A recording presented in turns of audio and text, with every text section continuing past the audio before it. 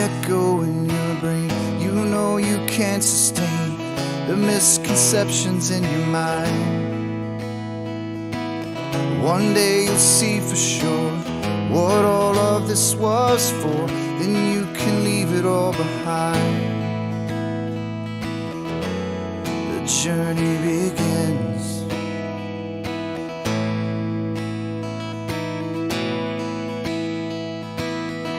I am the one, yeah, that will show the proof.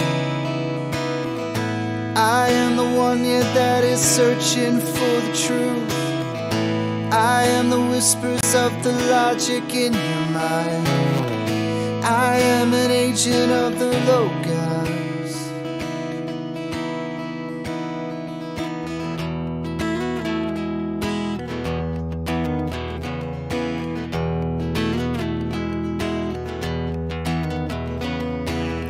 In the beginning was found this thing that cannot speak.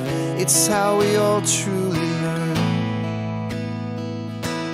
It's only ever attained when one lets go of fear. So don't let wisdom pass you by. The journey begins.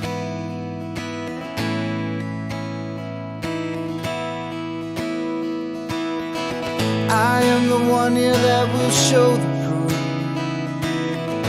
I am the one, yeah, that is searching for the truth. I am the whispers of the logic in your mind. I am an agent of the Logos.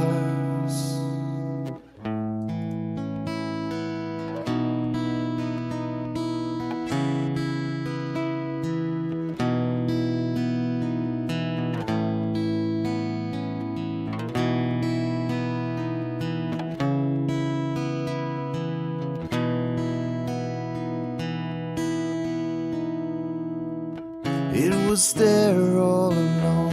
How could I never have seen this thing that's danced all around? It wasn't until I left behind the things I believed that I could see things so clear. The journey begins.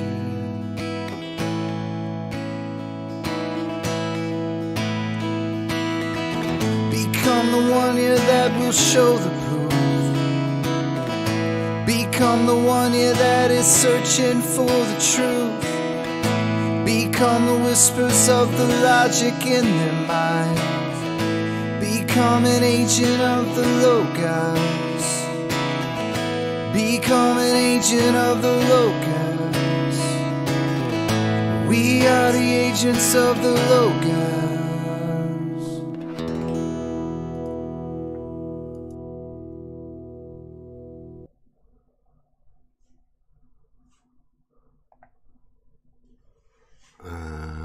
We are live. Thursday night, Euclid night. Should be a good one tonight, hopefully. See whether we can trigger some people with some straight lines. Welcome. Thursday night, Euclid night. Over the last few days, we've been going over some weird stuff. Good evening, everybody. Or good morning, or whatever it is, at what time it is, wherever you are.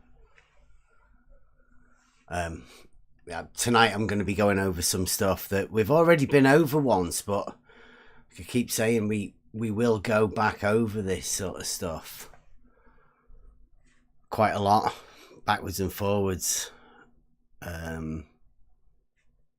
And this is one of the things, the fundamentals of Euclidean geometry is all founded around one certain part that I never really understood why needed changing, and I don't think anybody's ever come up with a good reason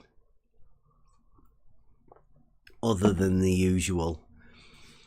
Is globe And in that, because of the we went over it on Tuesday with the Euclid logic. Once you implement or let in some sort of a framework that allows you to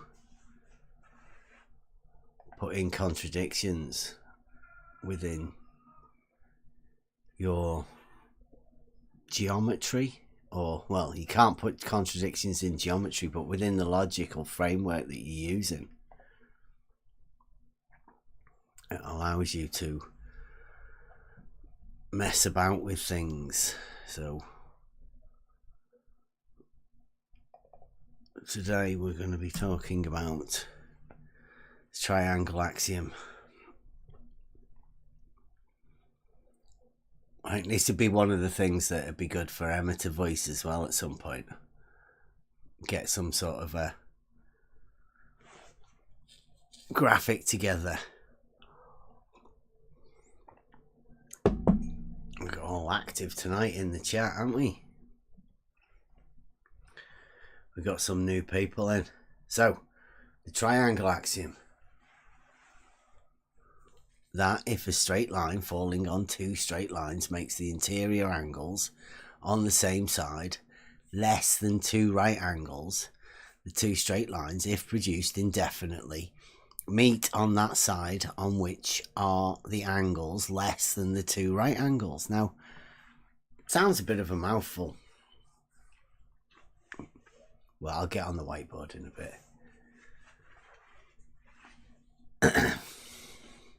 But that basic idea of three straight lines, it to me is an axiom. It's talking about three straight lines.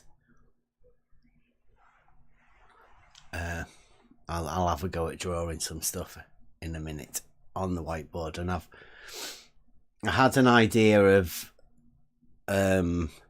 explaining why I think there's a lot of pushback against it, because it's a very simple concept. But in order to do that first, we need to go back over the beginning and all of the stuff before. So let me get, because in the Agents Live we did this.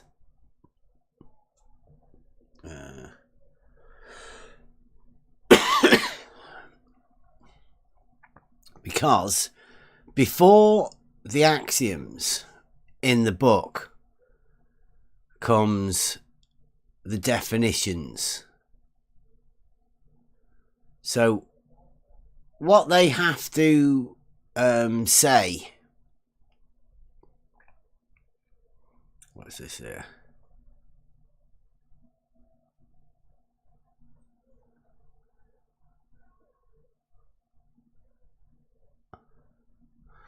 Right, it says here, this is within the axioms and the writings beforehand. It says, among the axioms, there have been made two alterations.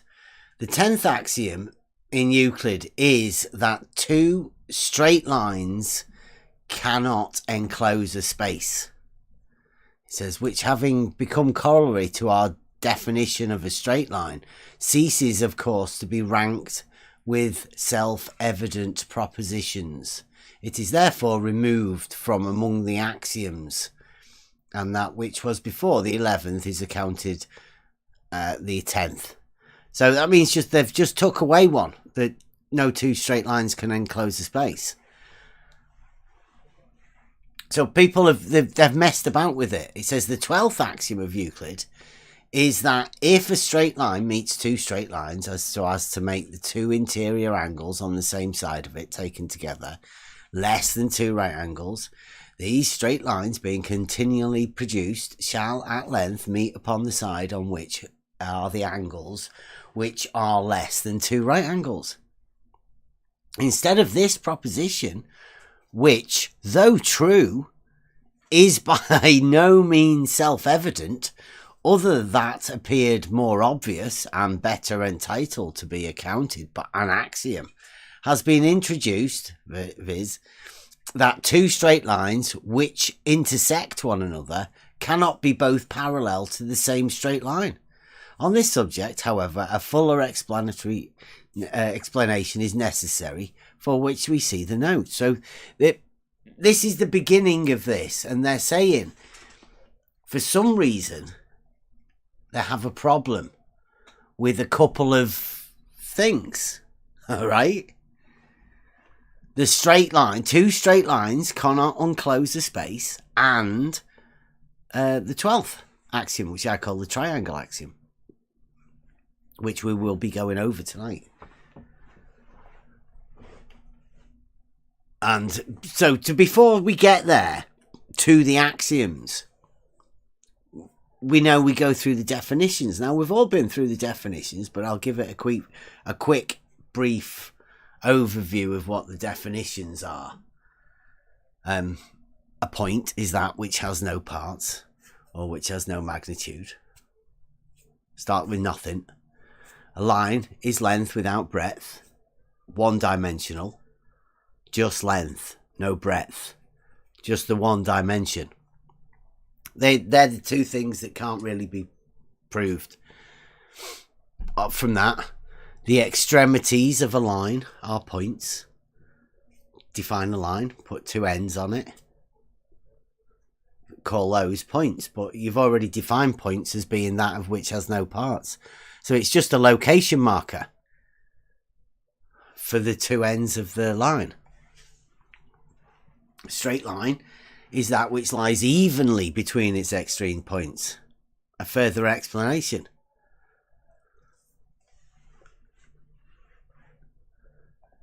A superficies is that which has only length and breadth. There are two dimensions. Superficies, call it a surface if you want, but you call it a plane. Superficies. At the extremities of a superficies are lines, making it finite, a shape, giving it boundary. A plane superficies is that in which any 2 points being taken, the straight line between them lies wholly in that superficies. That's important. At number 7. A plane superficies is that which any 2 points being taken, the straight line between them lies wholly in that superficies. A plane angle is the inclination of two lines to one another in a plane which meet together but are not in the same direction. Two straight lines within the plane. And then a plane rectilinear angle is the inclination of two straight lines to one another which meet together but are not in the same straight line. Further definition. Number 10. When a straight line standing on another straight line makes the adjacent angles equal to one another, each of the angles is called a right angle, and the straight line which stands on the other is called perpendicular to it. That's the definition of a perpendicular. And it names it there. It's called a right angle. So that perpendicular, the name perpendicular, is the definition of the right angle within Euclid. So that's the definition there. Then he goes on, obtuse angle, obviously, greater than a right angle. An acute angle is less than a right angle. So he starts referring to that right angle. A term or boundary is the extremity of a thing. A figure is that which is enclosed by one or more boundaries. A circle is a plane figure contained by one line, which is called the circumference, and it is said that are all straight lines drawn from a certain point within the figure to the circumference are equal to one another. And this point is called the centre of the circle. A diameter of a circle is a straight line drawn through the centre and terminated both ways by the circumference. a radius of a circle is a straight line drawn from the centre to the circumference. So there's your radius defined as a circle, part of a circle. Radius of a circle. A semicircle is the figure contained by a diameter and the part of the circumference cut off by the diameter. That turns out to be pretty important as well. A segment of a circle is the figure contained by a straight line and the circumference which it cuts off. A rectilinear figure are those which are contained by straight lines. So these are the shapes that we're dealing with. Rectilinear shapes are trilateral figures or triangles by 3 straight lines. Quadrilateral figures by 4 straight lines. Multilateral figures or polygons by more than 4 straight lines.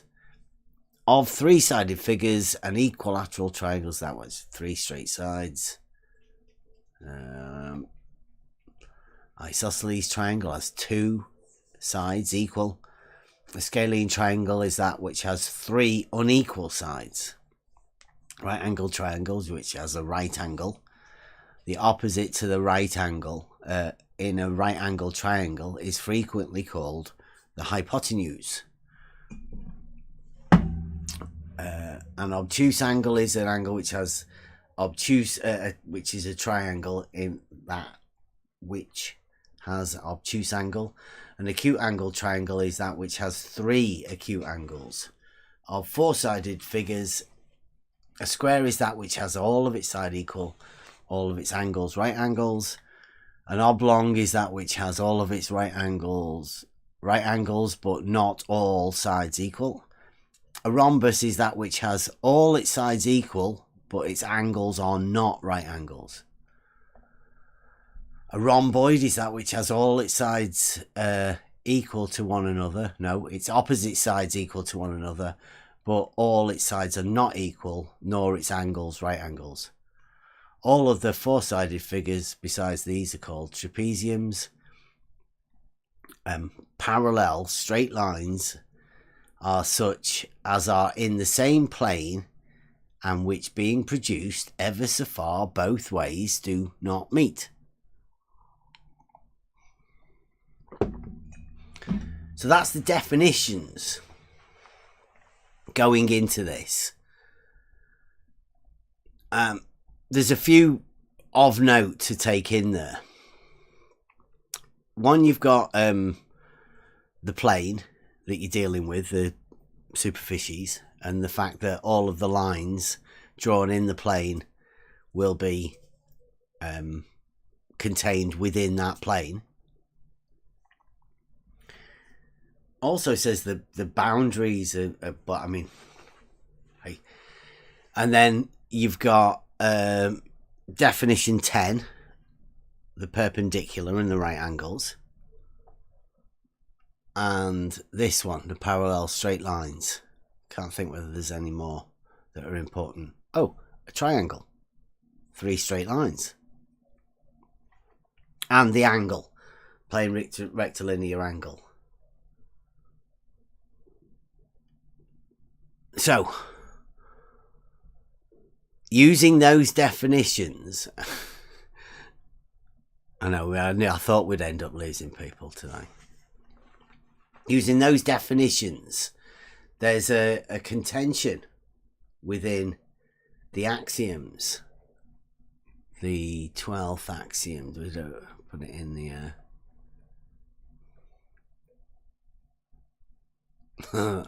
Now, this may not seem like such a big thing, but I'm guessing that a lot of people might think it's a bit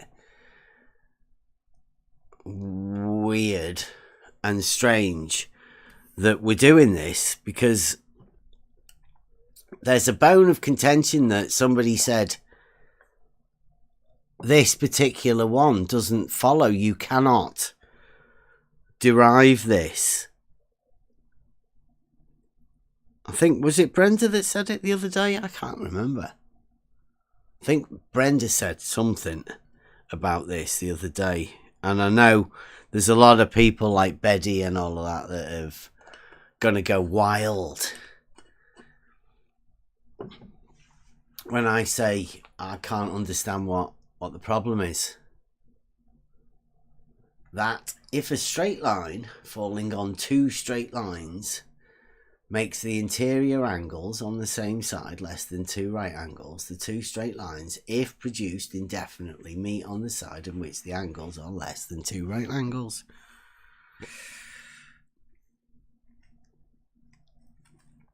I can't see what the problem is, and I'll take you through the board in a minute. And I know we're just a little group of people, but can anybody see a problem with that? Anybody in Discord? Absolutely not. There's no problem whatsoever. Not at all. Would it surprise people to hear that this is one of the biggest questions in mathematics? Really? As a matter of fact, I was trying to find a problem with it when I first heard it. Yeah. This is the biggest problem, and supposedly has been one of the biggest problems. They say this particular axiom cannot be derived from the ones before it. So we go with the other. I'll have a look and find the other. But it's here, isn't it? Axioms. Now, bearing in mind, I think they're not going to go with all of the axioms, but I mean, we can go with them and show what, because this being number 12, and they said they've took the other one about two straight lines, not being able to enclose the space. Right, so these are the axioms. Things which are equal to the same thing are equal to one another. Right, so things which are equal to the same thing are equal to one another. So from that, what can we derive? I'd say using this, a lot of people call these the P-note axioms. They run through mathematics, but they're like just common sense axioms, really. So I'd say things which are equal to the same thing are equal to one another. Well, you could say, through the framework of what we've just gone through, a straight line would have to be the same as a straight line, and a plane would have to be the same as a plane, and any angles that you make are the same, right? If they're equal to each other, they're equal to each other. So right angles, all straight lines, all angles, all halves, all everything, they're just equal to each other. There's not much of an argument there, no? Because I'm taking it. We'll get rid of these ones, but I mean these are the ones that they say we were allowed to use. See how clever everybody thinks they are. If equals be added to equals, the wholes are equal.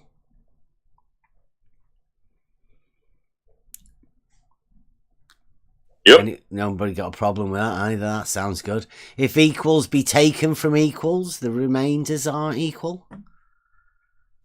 This is summed up. I think this is the foundation of the, what could you call it? The laws of, because they've got to be in here, right? The laws of logic, the law of identity.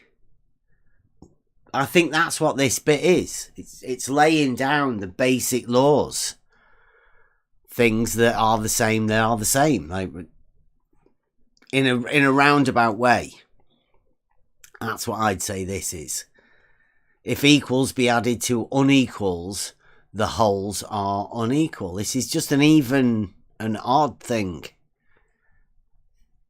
if equals be taken from unequals, the remainders are unequal. There's no way of you ending up with even if you take an odd number from it. I mean, things which are double the same thing are equal to one another, so just doubling them doesn't make any difference.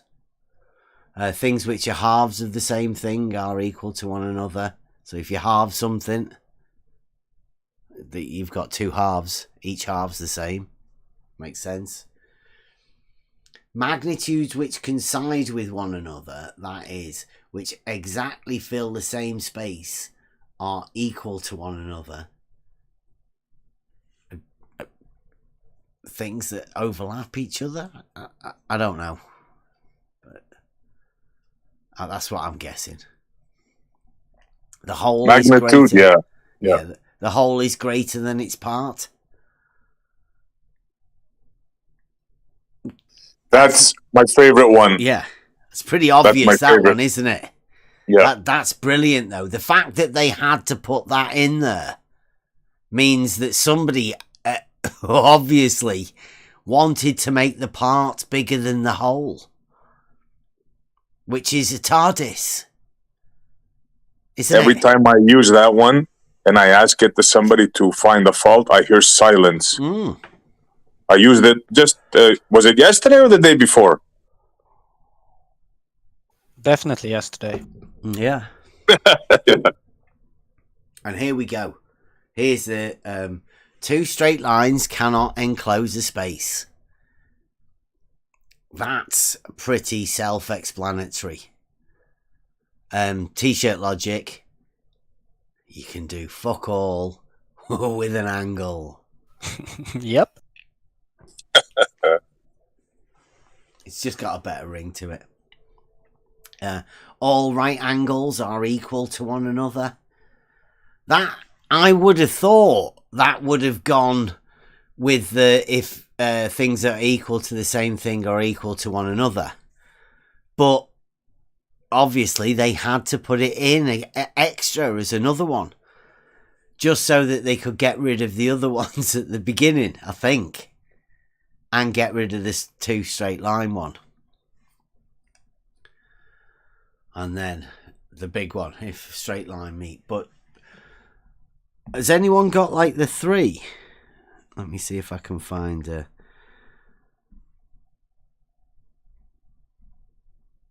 picture of the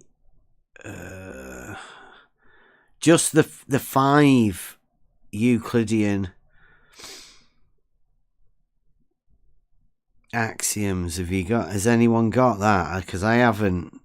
I've always kept with this one with the the full list. You want the postulates, Bev? Yeah, if they've got the 5, the one that they. Yep. When they started doing the big mess. Yeah, I've got them if you want me to give them to you. Yeah, just chuck it in live if you will. I'll get them up. Hang on a second. It'll take me a minute. Yeah, no problem. So what they did, at some point, they obviously decided that Euclid, being a geometric system that obviously works in reality pretty well, at some point they must have decided they wanted to change it. There is a reason. Don't want to give it away, is Globe, but there's a reason that Euclid won't work somewhere, and they have to change it for some reason. The reason they're going to have to change it is because of a certain trick that they're going to play. Right, here we go.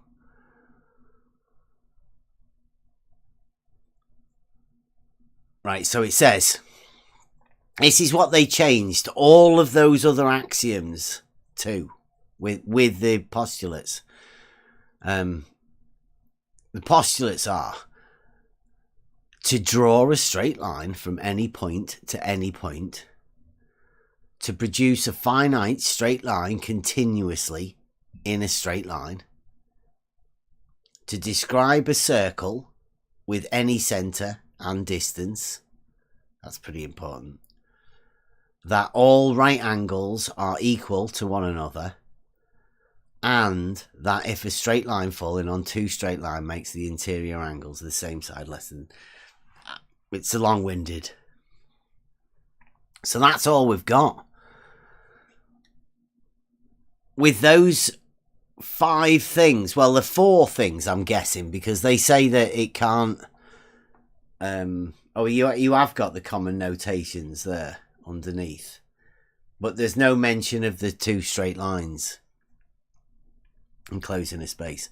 But what they say is that this last one can't be derived from these ones that go before it, and because of that it doesn't fit an axiom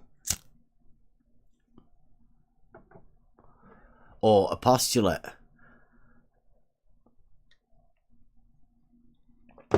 which I think is a little bit strange. So we'll get the whiteboard up.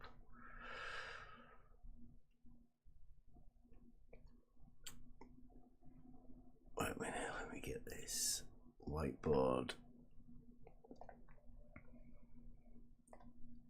Transition, you guys. Video. What? Just give us a minute.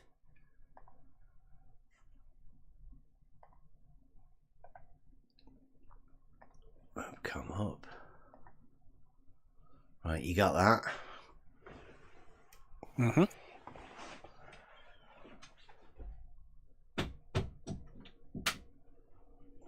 Right, now I did this the other day, didn't I? But I'll have a go at doing it again. Try the black pen. Now, 2 straight lines.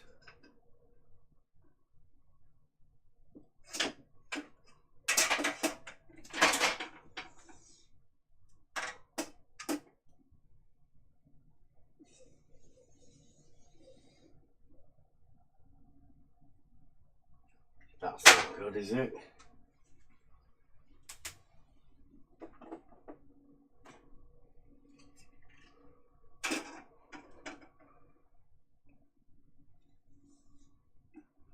Right, there you go. Look at that. That one works this time. 2 straight lines. You can see that? Yep. So, what's the axiom? Let's give us somebody read it out. Does it say if 2 straight lines cross another one?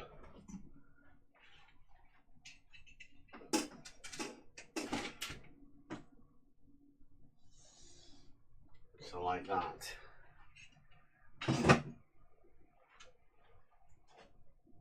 Now, so it says if 2 straight lines cross another straight line so as to make 2 interior angles, so that's the interior in between those, red pen, 2 interior on this side,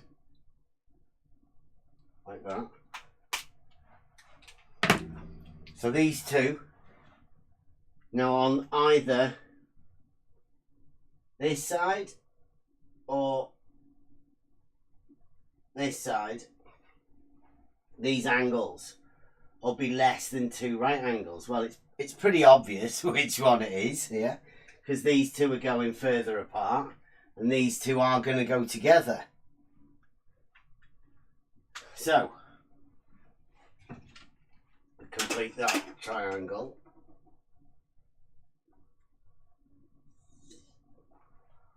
There. So, this one, A, B and C, A, B and C will equal 2 right angles. Because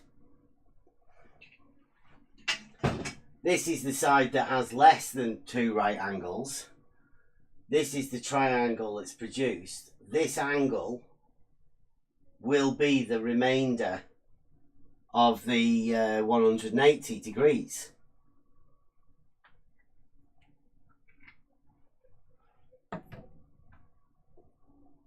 Does that make sense? Right? Because the next bit's the bit that is the bit, because this is obviously makes sense, and that's what the axiom is saying.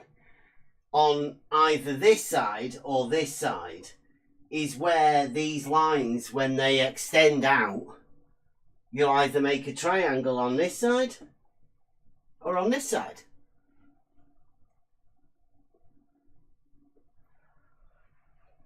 Right, so now, where do they get parallel from this? Right. Well, we've got 2 lines to cross another line, right? Now, I don't know whether I can get my camera far enough back.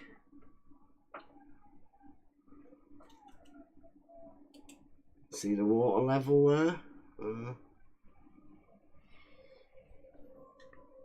No. Yeah, you can't get both in though at the same time. There is a water level on.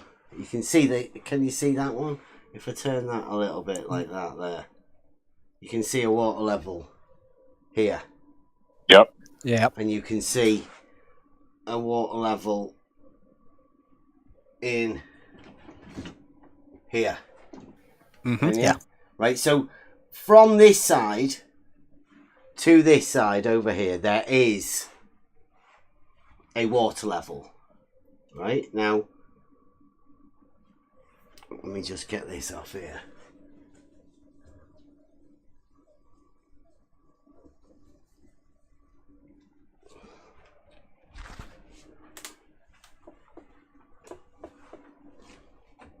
So we've got one water level. Now if I just put this on,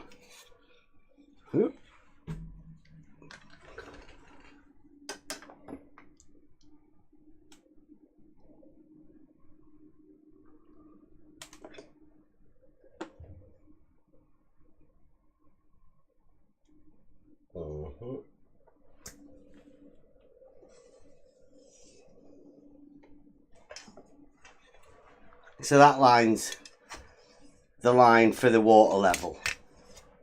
But you can imagine the water level's there and the water level's there. So the level that is there, it exists there anyway. That's just a representation of a line. It'd be the same as me holding this up with putting the bubble in it. You know, it would be there no matter what. So that's one line. Here's another one. Oh, that's not much cop there, is it?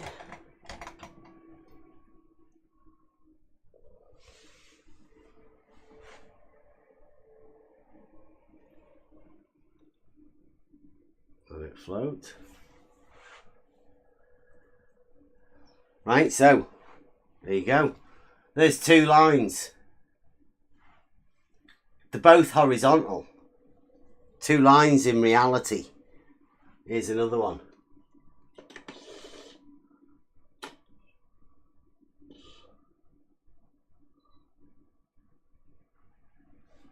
Got that one there as well. And that one there. Plumb bob. I'm going to have to get some better string on it, aren't I? You can't see that. But you can see that. So these lines here.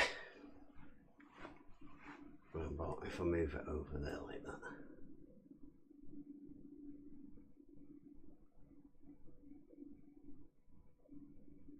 Give it on.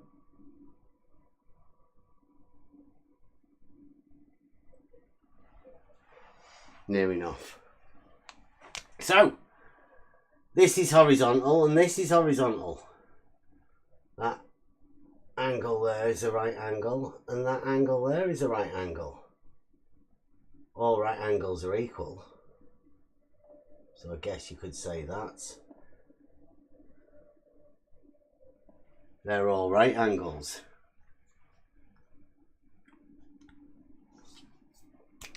What does it say about that? On the side which has less than two right angles, a triangle will be formed. Well, you've got perpendicular here. You've got a vertical.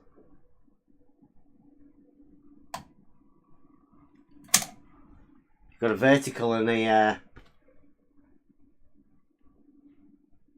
horizontal.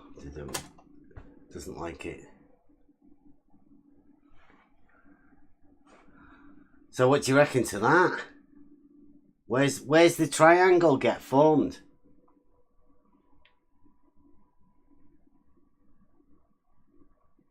Oh, my batteries are going.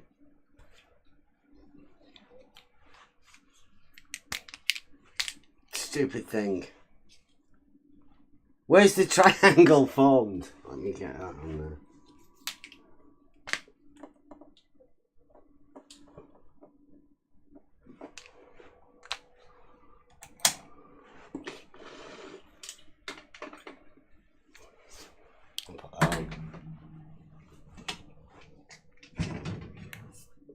On the side with less than.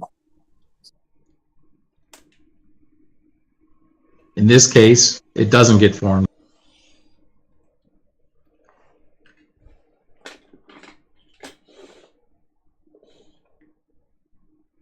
Another one here.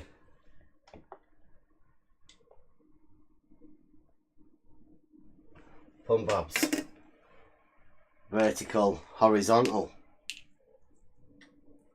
When the horizontals are parallel and the verticals are perpendicular to it,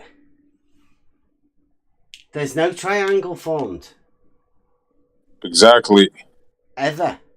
Nowhere. There's nowhere to form a triangle. You've got your angles here already, no matter what George says, because I have been told today there's a 0 degree thing down there. George wrote it for us in the text, didn't he? In our chat today. 2 right angles, 0 degrees down at that end. It's called a straight line. He called it a degenerate triangle. It's a straight line triangle.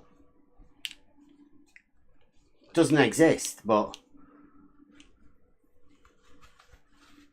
this is the proof that triangles are not formed down there or over there. They're not formed either side of this.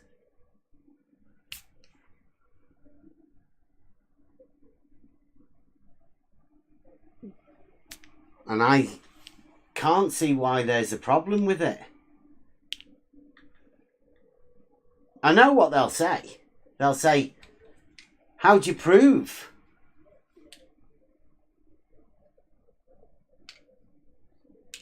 How'd you prove this? Because they've been saying it to us for quite a bit.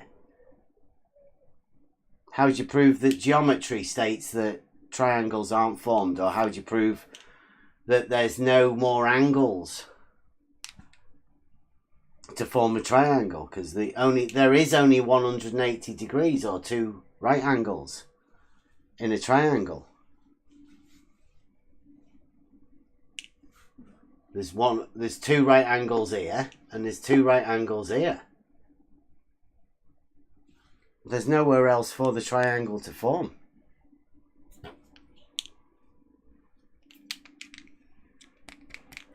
I can't say anymore. I literally don't know what to say.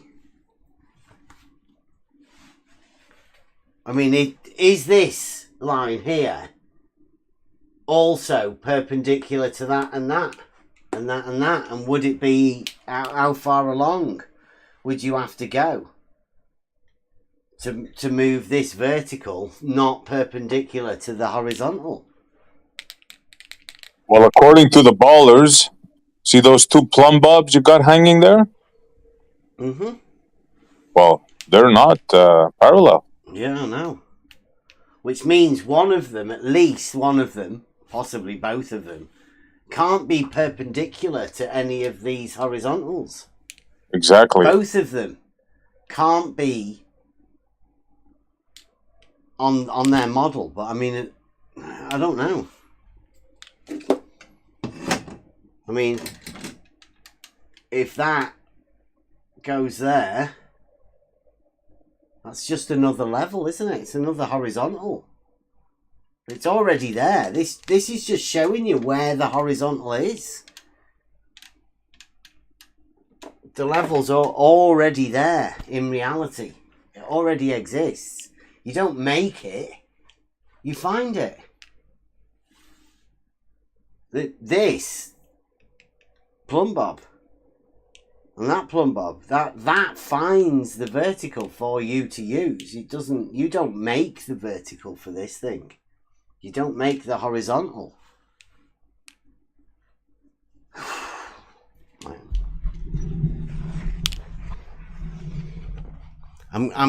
That was the first time I've ever done that.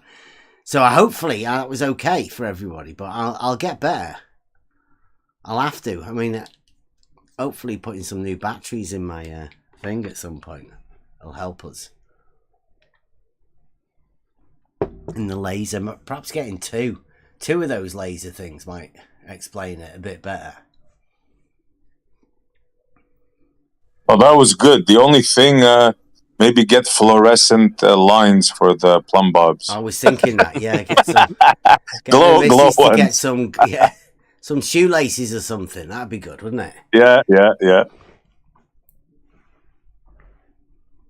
And I was thinking as well to get some magnets, so you could put lines and move them around. I do have one. I have this one here.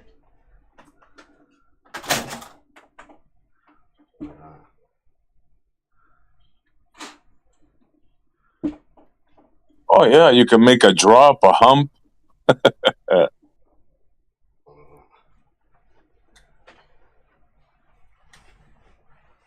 Now, if you were to unclamp that, you need a third magnet in the middle.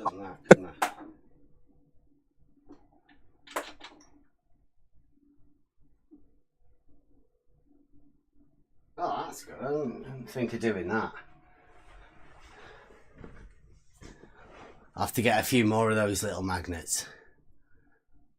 Putting those strings on there, that works well, that. Yeah, so, I mean, that's been worrying me for a bit. Well, not say worrying me. It's like, in order for them to have their model, they have to get away with that and say, that isn't proved or isn't provable.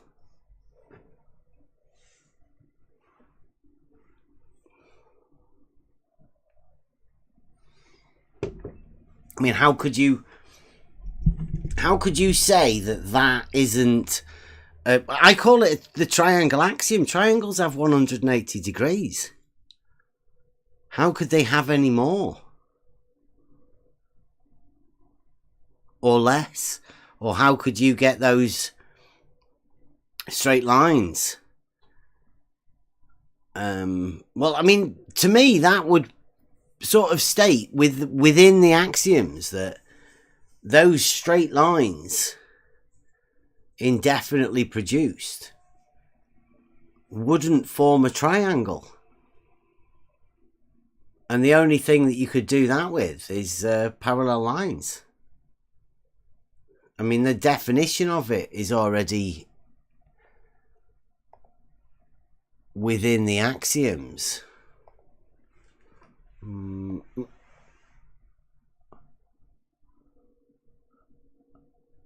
Where...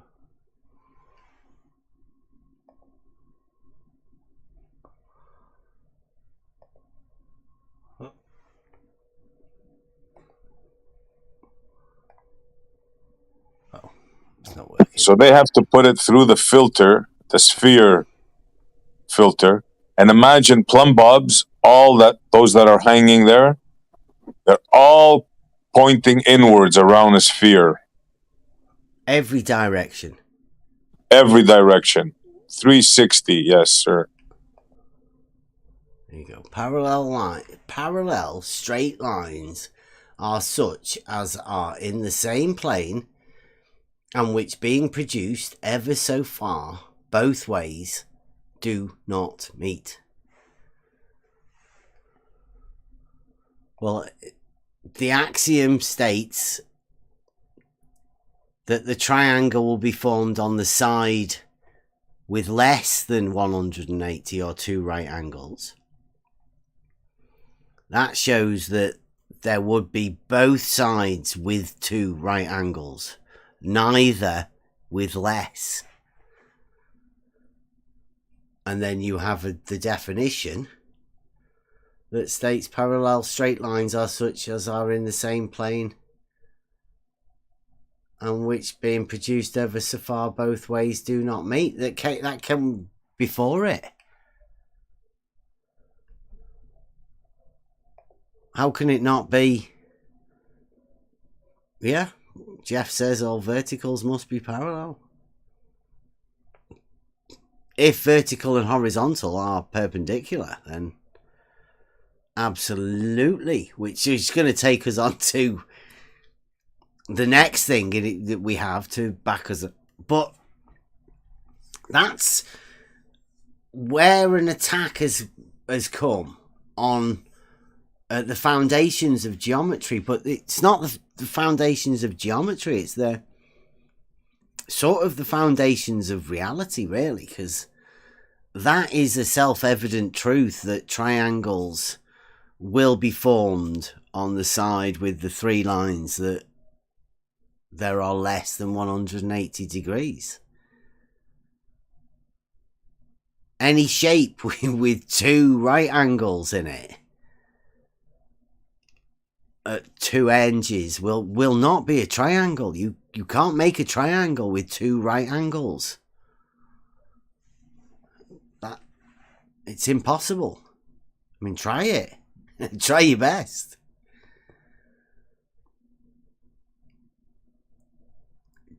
You can't do it with straight lines. It's impossible.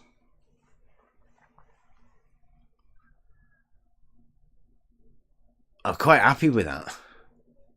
You know, that mathematicians will be ripping the hair out, right? Because they had to make another geometry. Some dude somewhere at some point said, hey, there's another geometry that works perfectly when you take out that triangles having 180 degrees. That's outdated. We'll need the new one. Let's fix it a little bit. Yeah. They've looked at this book for thousands of years, and somebody's all of a sudden gone, you know, we might be able to find another geometry that works better. Yeah.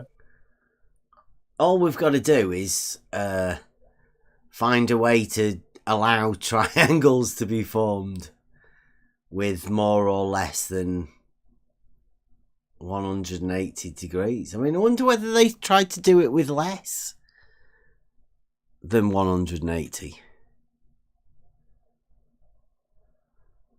Well, that would be going the other way. They want to go the other way around. They want to fold. Yeah. They want to stretch. They want to make great circles. Yeah, I think it's important to note too. We're not talking about book 12 here. Yeah. Right. We're talking about book 1. Yeah, before we've even started. Yeah. This is the foundations of the first book, right after the definitions. Yep. And somebody's had but Kevin says it's hard work, isn't it? to understand that all the rest of the book goes to prove everything that's stated at the beginning of this book. And for somebody to say, well, perhaps. But this goes back to, Jeff's just reminded us. Jeff says, if you change any part of Euclidean geometry, you cannot use any part of Euclidean geometry. I'd say the same thing, because they like to say that all they've done is this. But, I mean, they have to do loads more to get non-Euclidean geometry. If one part of it fails, like we were saying the other day at the beginning with the logic, if you have an explosive logical system, meaning if you introduce a contradiction or something, any part of it, the entire system, boom, explodes. Anything is possible. I don't think it's possible within Euclidean geometry, to be honest. I think they've played one of the biggest tricks ever on people. And then told people it doesn't really matter anyway. Carry on, doesn't matter. Go on with your daily life. You were never good at geometry. You were never that good at maths. There's other people who are clever than that. You.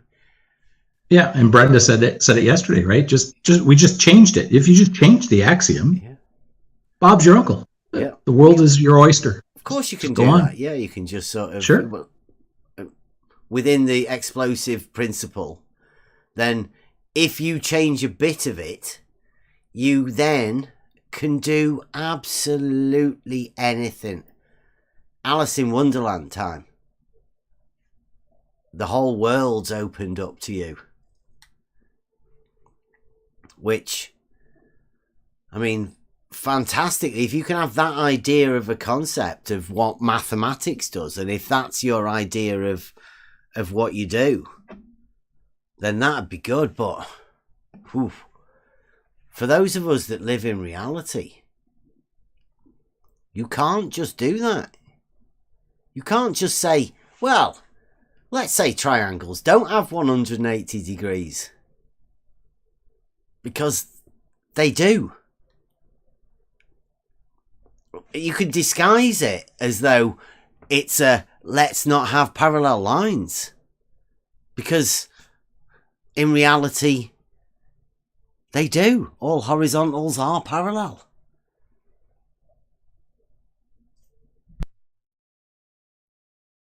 But can I have it both ways if I invent a... Let's say I invent dilithium, or whatever the heck it's called. What's it called again? Dilithium. Dilithium, yeah. I had it good, yeah. How about then? Can I have it then? Can I have two truths? Well, I mean, within the logical framework, yes, but geometry sort of tells you what... That's why I was going on today about, maybe sort of like it's the good book or something, but geometry sort of lays down the rules, tells you what can and can't be done. It gives you a framework for the logic, right? It gives you a reason for you to be able to say, well, no. I mean, how do you introduce an explosive principle into geometry and still end up with the geometry that we have? You can't. If you were allowing that in at the beginning of that logical system, it wouldn't happen. The only way that you can end up with the geometry system of Euclidean geometry is by having that constant truth framework behind the logic. If you let any inconsistencies or any contradictions or anything into it, the whole system would collapse and it wouldn't be the geometry that it is. Yeah, it goes to show when somebody said a while back that a vertical can be parallel to a horizontal, for example. I mean, obviously the logic is not in place anymore when you can say that with a straight face. Yeah. Yeah, that was one of the first things that came to me. How can you have something that's perpendicular also be parallel? That's a contradiction. It just can't last. And that's the reason Euclidean geometry can't happen. Like, Euclidean geometry is a system of proofs and truths that literally cannot happen on a model. You can't have a model and apply Euclidean geometry to it.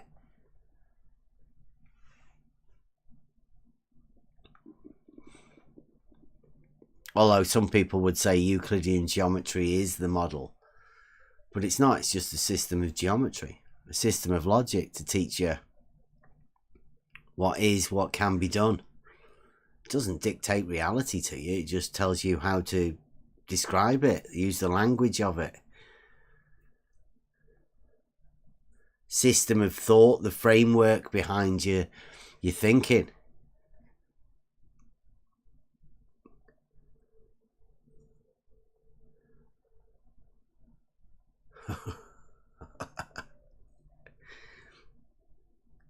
It's where people get upset. So the straight lines and the triangles of the one basic axiom is the one that they have to get rid of. But I mean, do you get rid of it because it doesn't work? Or do you get rid of it because your model can't work with it in the framework? Your model needs something else to go alongside it.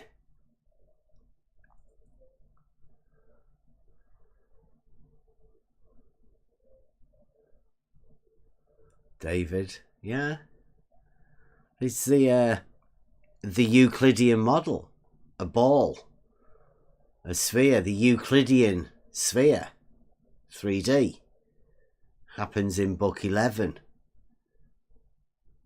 We know that there's only one, because of the way that the logic is derived within the book, and you can use all of it to have a consistent framework around it. Euclidean geometry actually makes it into the solid geometry in 3D. That's what we call reality. That reality consists of 3D. The Euclidean geometry describes reality,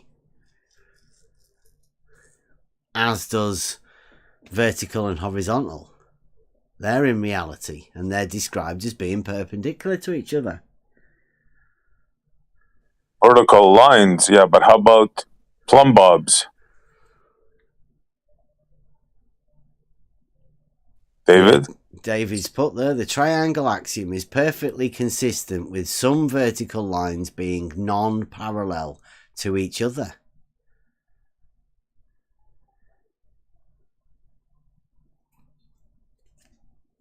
Horizontals are parallel. David, all horizontals are parallel to each other. Come on in. I'd love to have the conversation. We do have a bit of logic to back this up, thanks to Saragaki, that sort of go along with this. I might be able to write it on the board as well to go along with the lines that we've just wrote. Vertical is a property of a line, but there is no axiom or other principle saying vertical lines are parallel.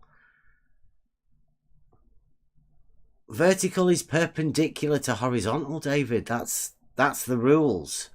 Them's the rules. Also, plumb is perpendicular to level. Maybe he's mixing it with straight. Perpendiculars is the rules. We understand what perpendicular is. Yeah, we just went over it, Mhm. right? 2 straight lines. That's the whole idea. With 90 degrees either side. Yeah, 2 Right angles are always equal. If And there's if you 2 on have the that, top, there's going to be 2 on the bottom. yeah, exactly what I was going to say. If you have that line cross, then there will be 4 right angles. Yeah. Extend the line. Mm-hmm.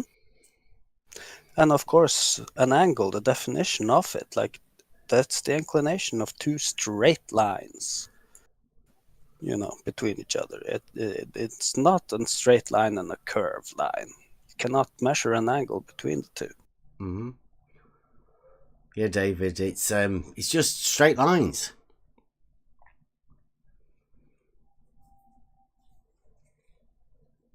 Horizontals are parallel, though, right? All horizontals are parallel. I know people get upset, YouTube comments and all of that. There's only, 35 people watching us. I mean, it's not to get upset. It's just an axiom within Euclid. And all verticals are perpendicular to horizontal. Every one of them.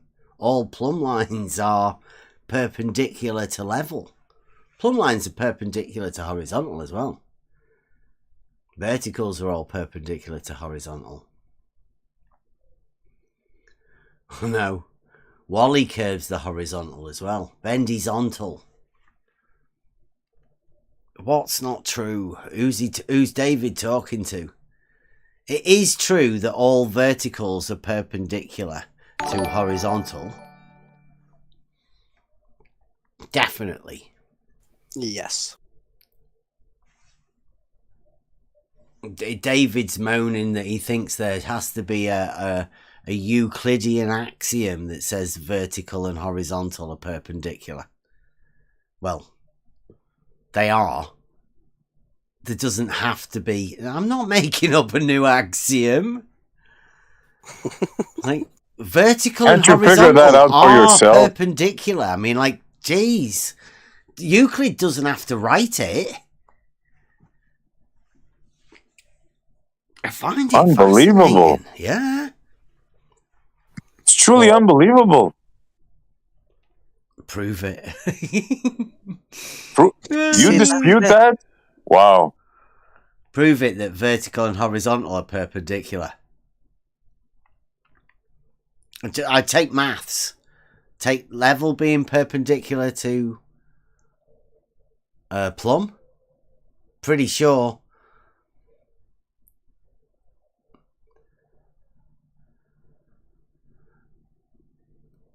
There is no horizontals intersecting. The globe model has a horizontal at a point, and all of those points just happen to coincide with a sphere. So on a globe model, all of the horizontal points are a big spherical ball, which is obviously not what level is. It's ridiculous. Vertical on the ball is at every direction. Yeah, every direction is in every other direction on the ball model. Yeah. You guys are free to join us from YouTube.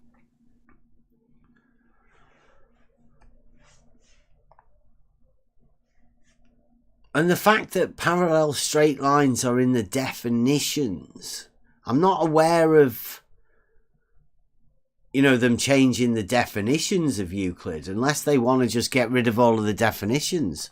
Give us some definitions of this not Euclidean geometry, because this one seems to be pretty much perfect to me. I can't fault it anywhere, at any point. Not even with the triangle having 180 degrees. No mathematician would tell you that they can have triangles with more than 180 degrees.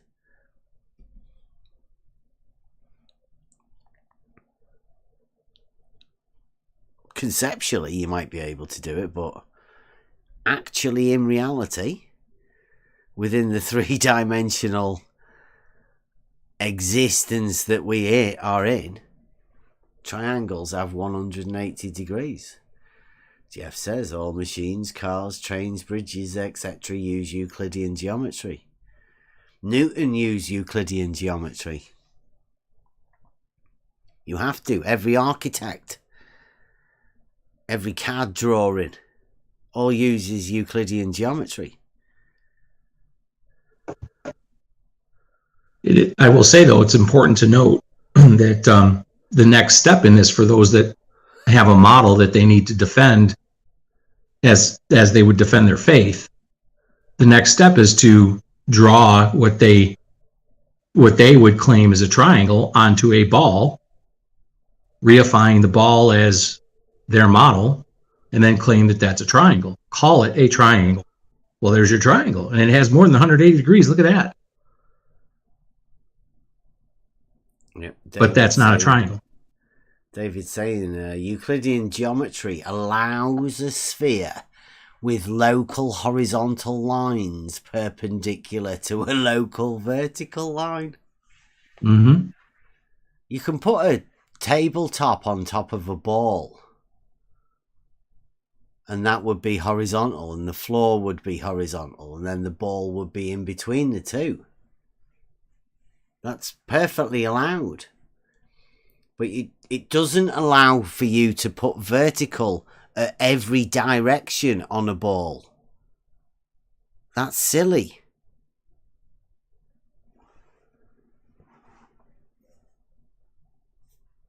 It's very strange. I don't know whether that, that's what they think. You can have Euclidean 3D on a ball. No, the ball is the 3D Euclidean object. So how can you then say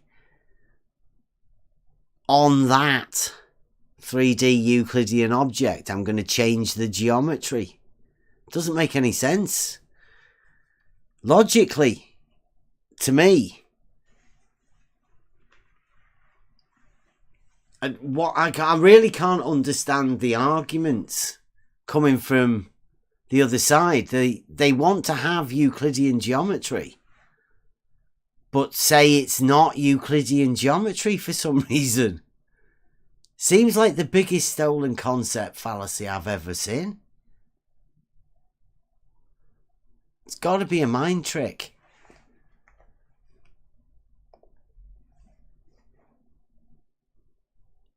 Two straight lines. If a straight line meet two straight lines so as to make the two interior angles on the same side of it taken together less than two right angles, these straight lines being continually produced shall at length meet on the side on which are the angles which are less than two right angles. Nothing wrong with that.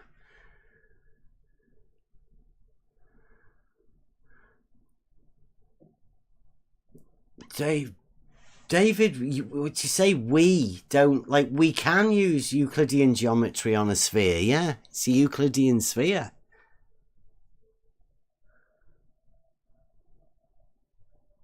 They're gonna get trapped in a... But in reality, David, all horizontals are parallel.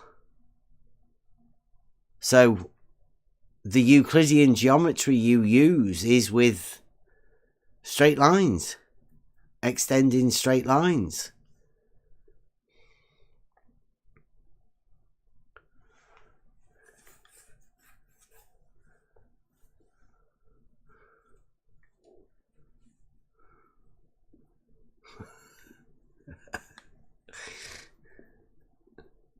Only in your mind, David. Only in your mind. He says vertical is a property that is defined locally with respect to each place on Earth individually. It could be the case that they are all parallel, but this is something you have to prove. In reality, all horizontals are not parallel. Yeah, they are, definitely. David, you say you have to prove that verticals... You say that verticals could be parallel.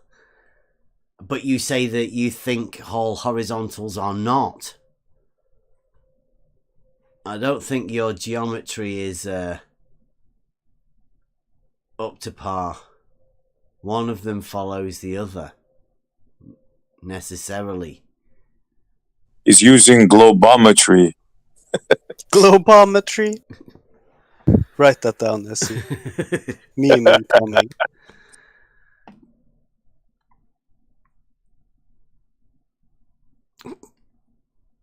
Prove that all horizontals are parallel. Well, all horizontals are parallel to the plane of the horizon. Therefore, all horizontals are parallel to each other. I mean, I don't know what else there would need to be.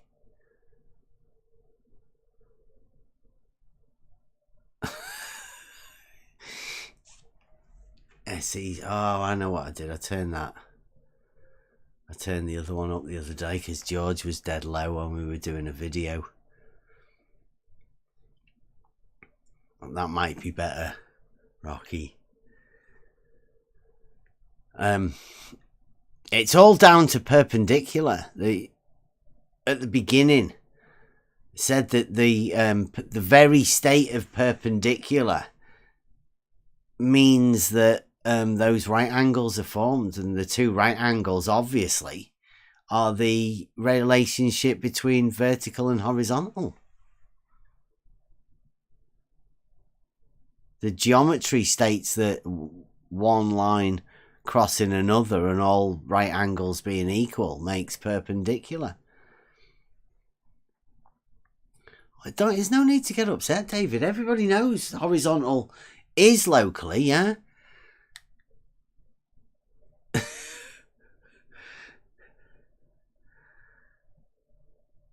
We know what you envision, David. You envision a sphere with all the plumb bobs hung at the edge pointing inwards towards a center point. We know what you envision. Don't worry about it. We know. Mm-hmm. And it's all right, David. I don't have to prove that all horizontals are parallel.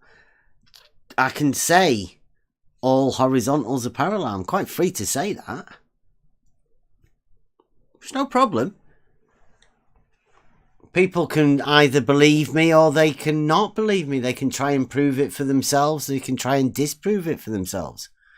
But I'm pretty sure that I'm quite able to say all horizontals are parallel. And give you a logical statement to also help that prove it.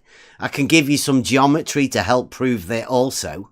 I can pile proof on proof on proof for something that's obviously true in reality. But, I mean, you don't have to believe me. Nobody has to believe me.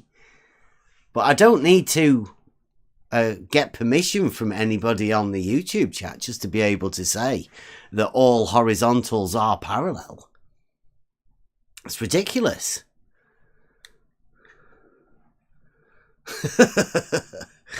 All plumb bobs pointing inwards is consistent with Euclidean geometry, says David. I told you, we know your model, no what proof. You think. David, what you're saying is all verticals are different, but still all vertical. No verticals are the same, but they're going to have the same name. Law of identity. Yeah. That's why I put earlier, vertical is vertical. Yeah. Yeah. Second you start mucking about with that, you're going to run into a wall at some point. I don't need to prove it, David. I don't need to prove it.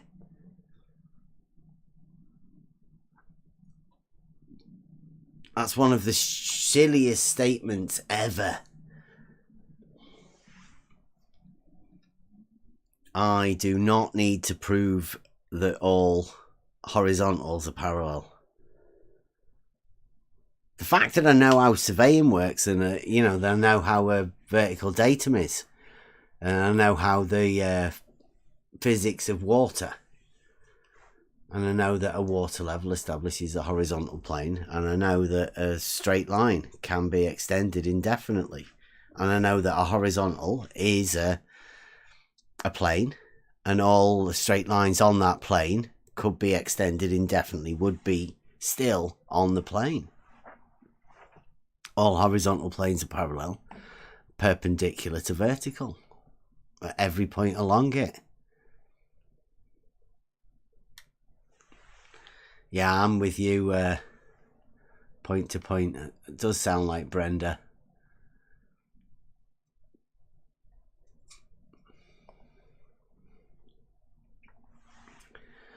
Right. All of those things you just stated that you know is things that everybody can know. It's not some occult information that you're holding secret to yourself, right? It's something everybody can go and learn, understand, check out, scrutinize it to death. Check this out for yourself, Yeah. Absolutely. It's been written down over 2,000 years ago.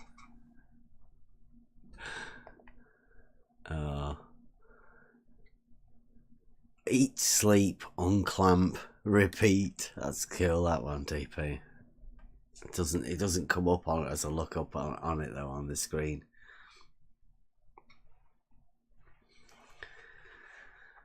So I mean, really basic stuff. Perpendiculars,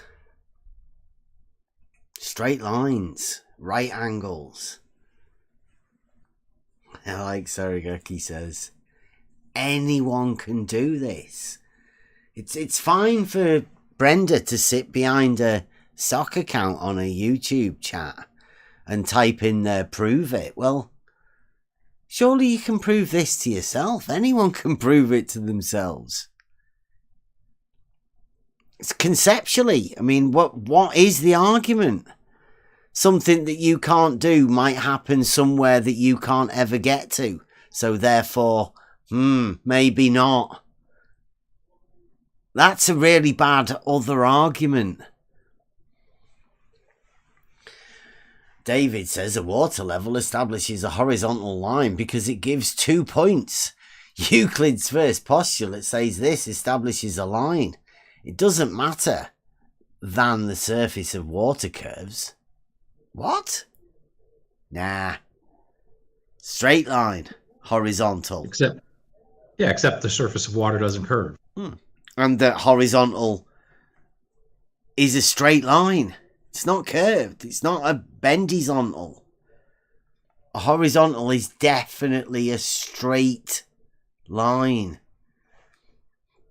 You have to unclamp your brain from the sphere, from the model.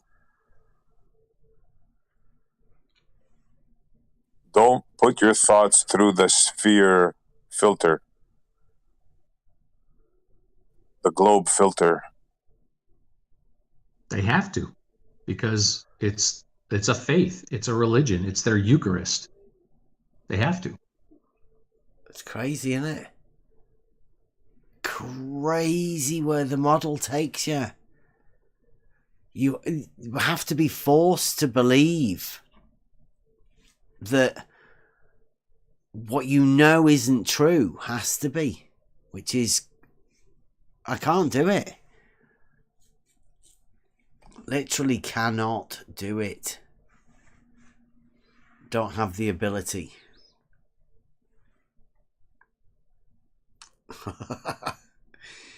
David says, yes, 2 points on a curved level water surface establish a straight horizontal line. How crazy is that?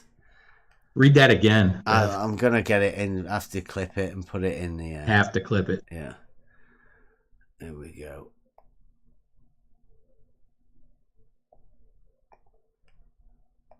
Copy in the live chat.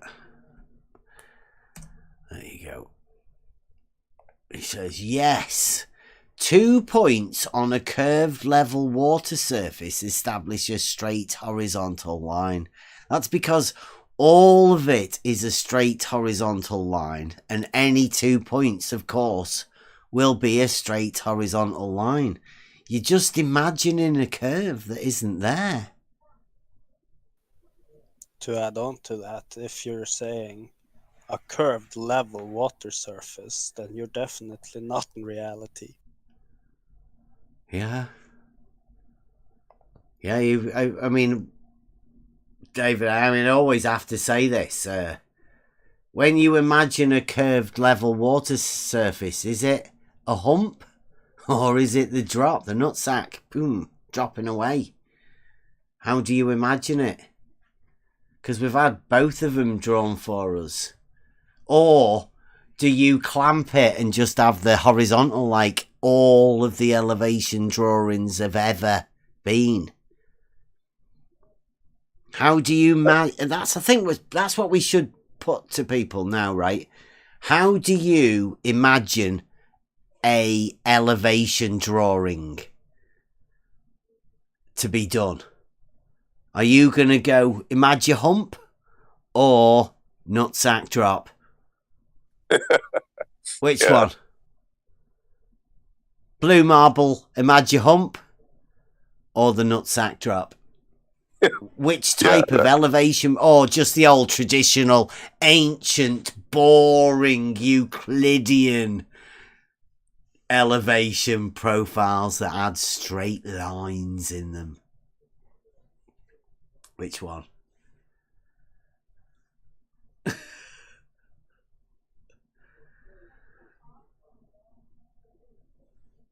Oh, it's fascinating why you always put a circle, draw a line, draw a sphere, or draw a circle and imagine a sphere. I think that's how you do it, isn't it?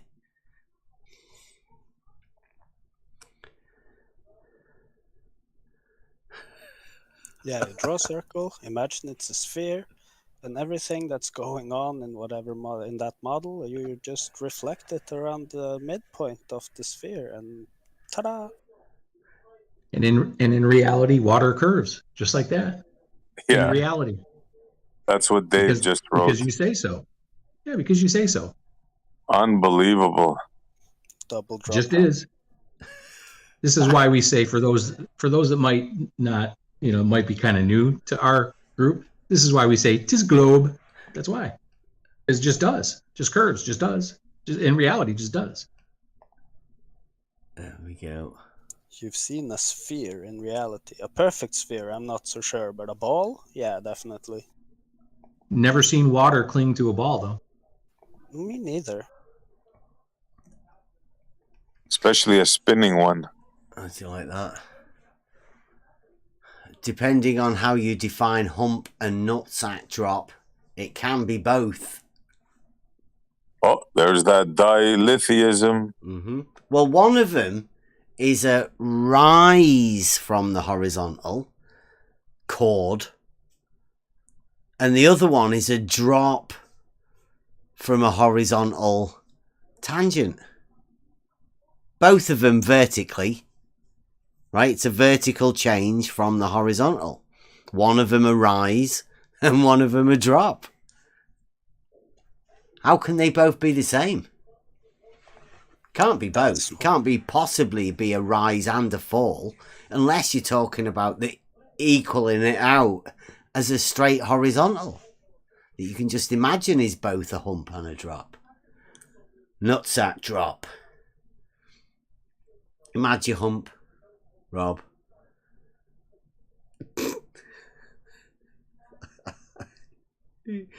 I think Rob's shouting out to the old skill. You see water cling to a ball every time you look at the ocean. What? Oh. Yeah, that's that already. Would be that's nice deep. to have somebody prove that, David. Yeah. Yeah. Oh no, you don't have to prove it. You just state it. State it. Yeah. Yeah.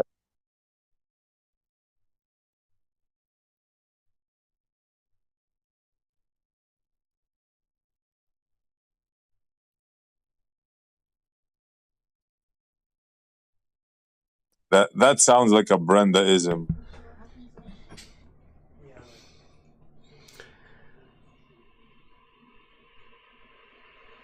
It says if you define a hump as a rise from a horizontal plane, then there is no hump. David, have you not recently seen the unclamped horizontal chord tangent plane? And let me see if I can get that for you.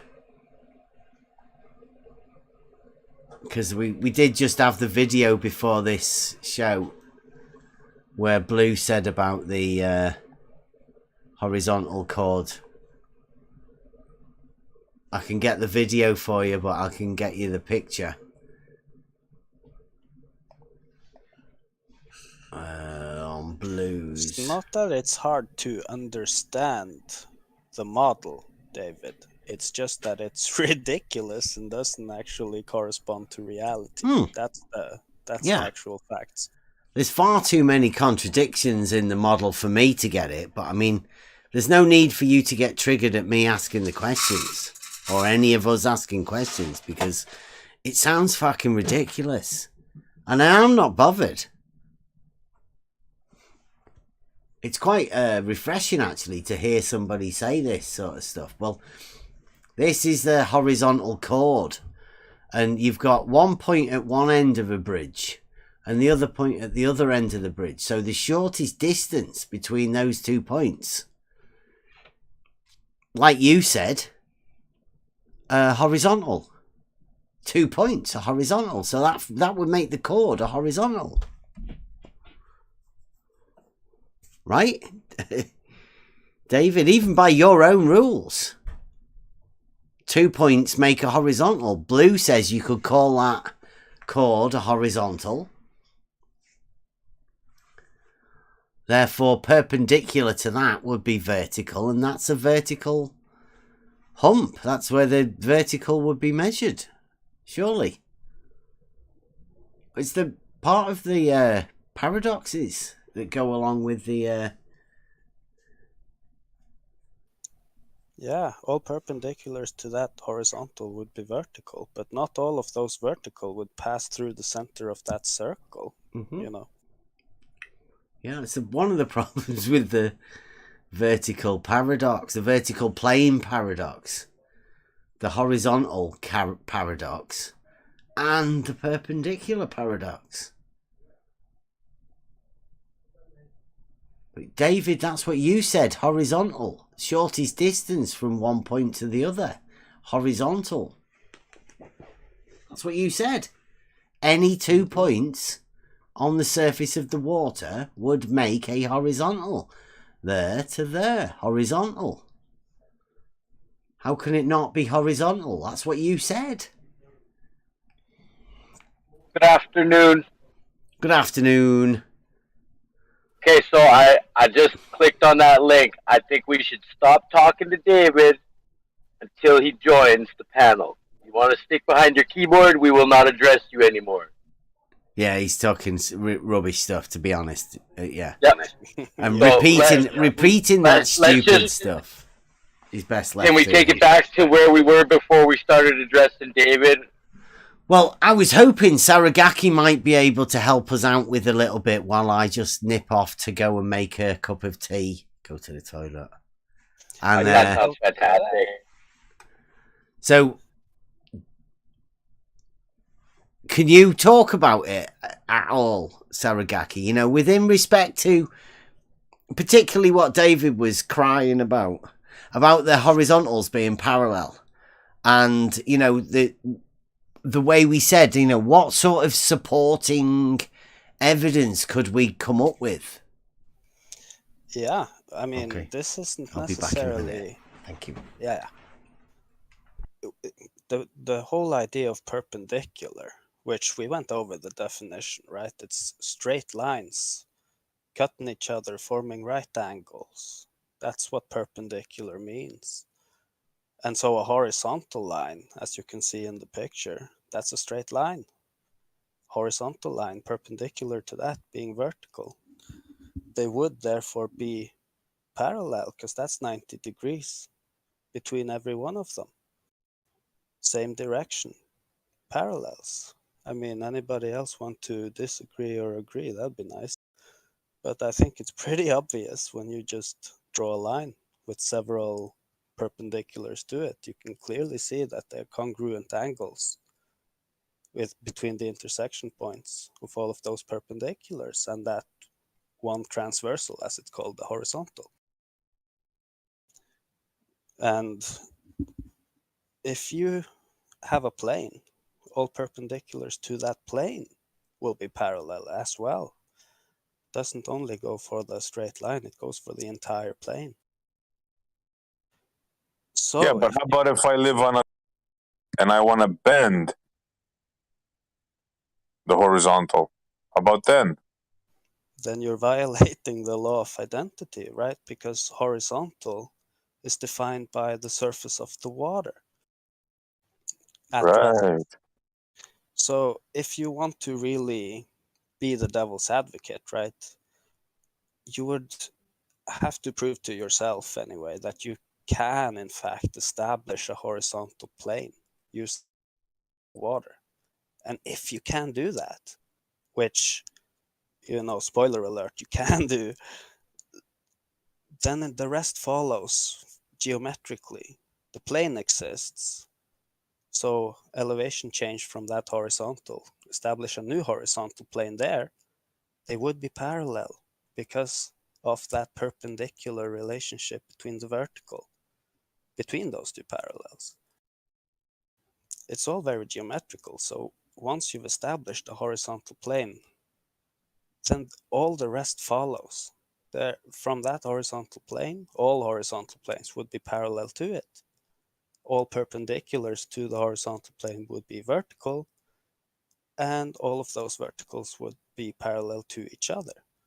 It all follows along very nicely as soon as you establish a horizontal plane, laid down by the definitions and axioms within Euclidean geometry. So in other words, if you wanted to claim otherwise, let's say, then that burden of proof falls onto you, because Euclidean geometry is a book of proofs. It's all laid down for all to see. And since it is a book of proofs, you're gonna go against those proofs. You're gonna have to prove it wrong somehow, even though they are proofs. I mean, it's weird to even say that. Yeah, but they're old, antiquated. How about if I use the new stuff, the new geometry? Oh, you mean where you take one axiom and just throw it out and insert something else? Yeah, the Brand axioms. You can change them. Yeah, it will. Well, then you're not dealing with Euclidean geometry anymore, number one. And you run the risk of running into contradictions down the line.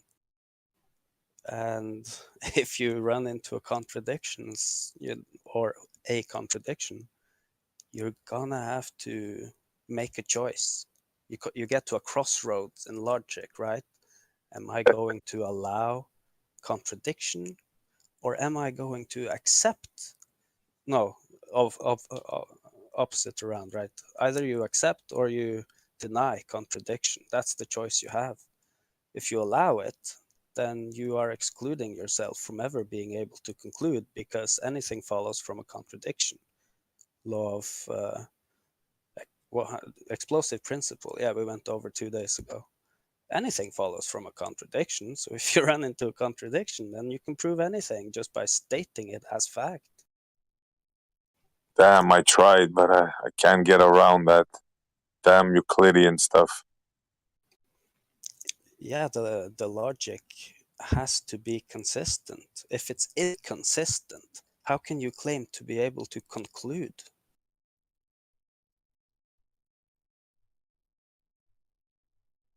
Oh, well, I guess I'm not as good as the ballers, because if I was a baller, I would say this. I would say, yeah, you're right. But if you put it on a ball, then it works. I I mean, can make that straight line bend. All I have to do is put it on a ball. yeah, that's of course a contradiction there. So when you say if you put it on a ball, you still have to qualify it, I guess. like clarify what you mean by that, because a sphere is a Euclidean shape within Euclidean geometry. You can't get around that either. So I Damn, don't know where that to fails too. Yeah. I tried.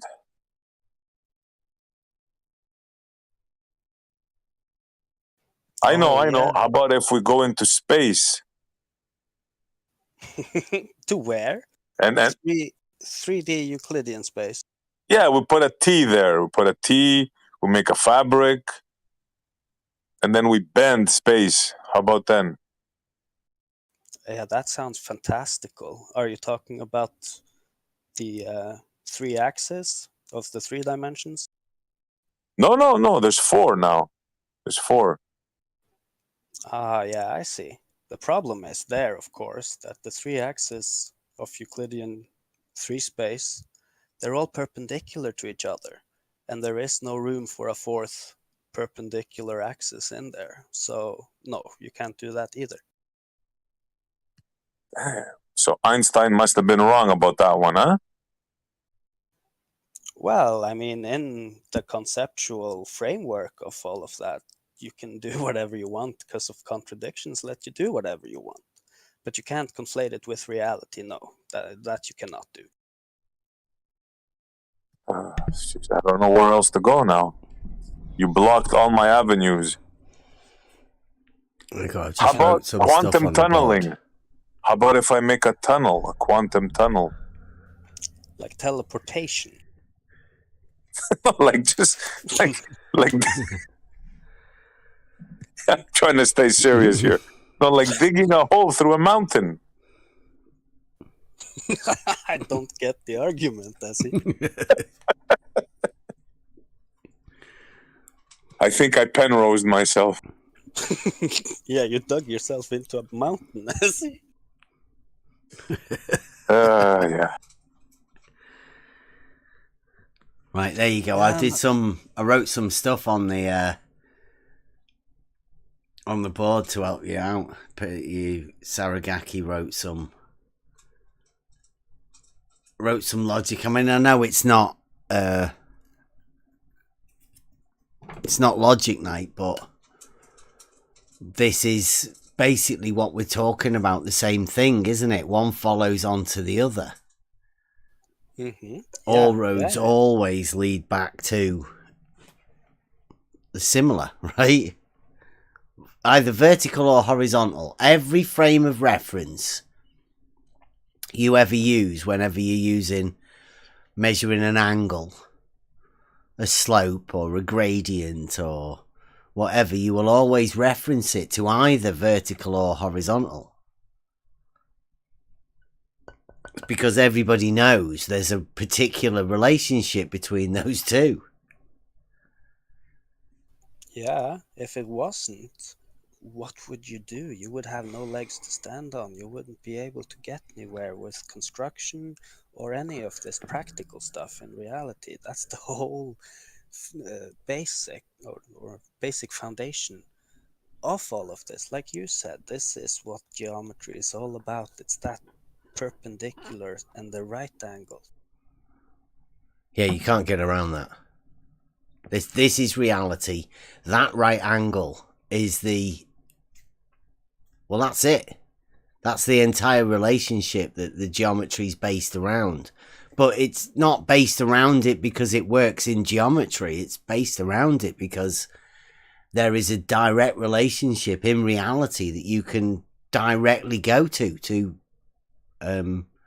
validify everything you're saying. Yeah. It's very easy to go look at that. Yeah, like you did earlier with the water levels on either end of your whiteboard. It's the same water level, meaning both surfaces of the water in both of those two tubes are at the same level. That's the whole point. And to the logic that I wrote up, I mean, everybody can write up logic in different ways with truth tables and what have you. This was just It's just a statement, basically, using the symbols, right? Just thrown together for fun, but when you read it out... I'll walk you through it.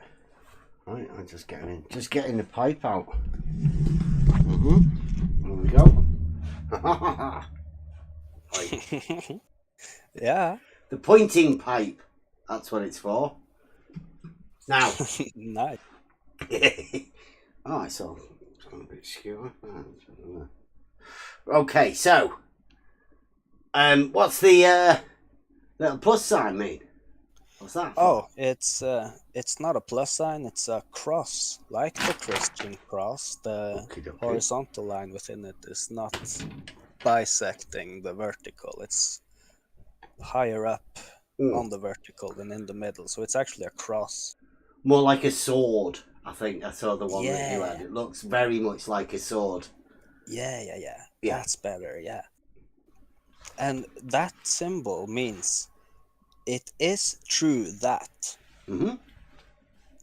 So because it is the perpendicular in there, I put that at the beginning because we're talking about perpendicular. So just because the way the symbol looks and what it means, I wanted it in there for the perpendicularity of the two lines.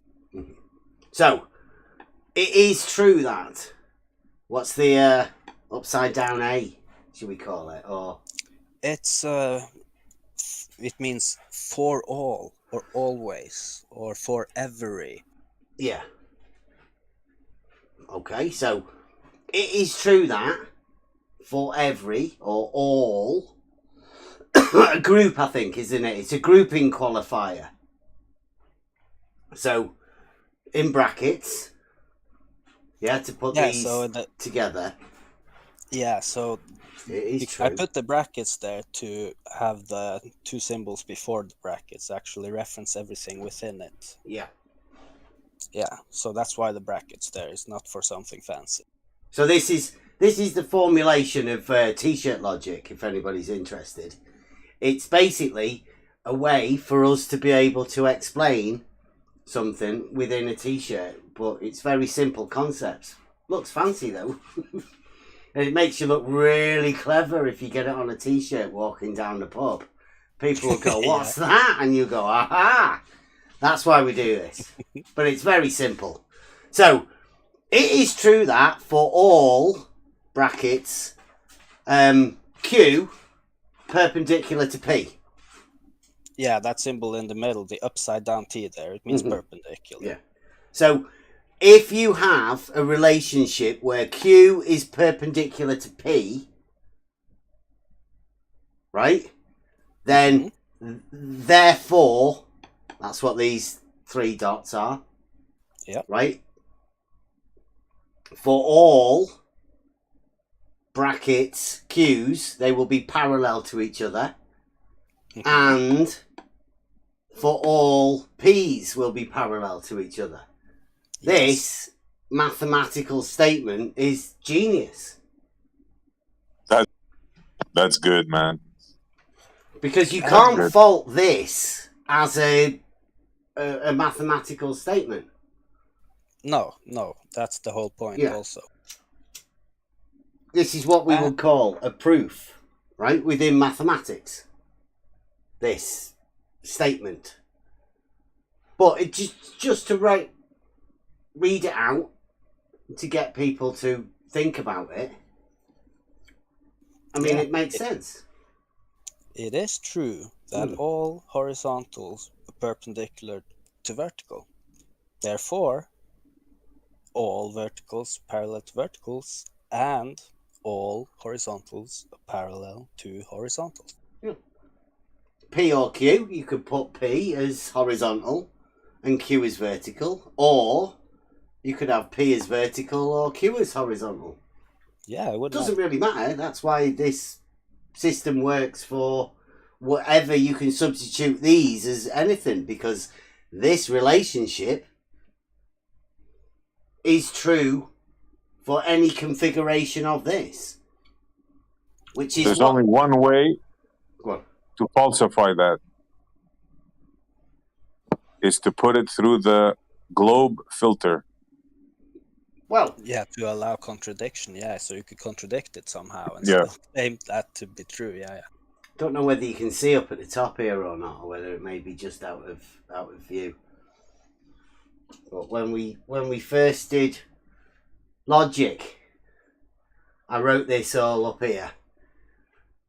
Statement and negation through the logic, and then it's got if then, a contrapositive, it's got your converse and your inverse, and the negative is the implication, right? So you can swap logic round, and this is one of the perfect examples of how this is a check that you can do it back to front and all of that, and any way you want to make this always true. It's the way that you can do logic, and that's why this formulation of logic can directly be revived into mathematics.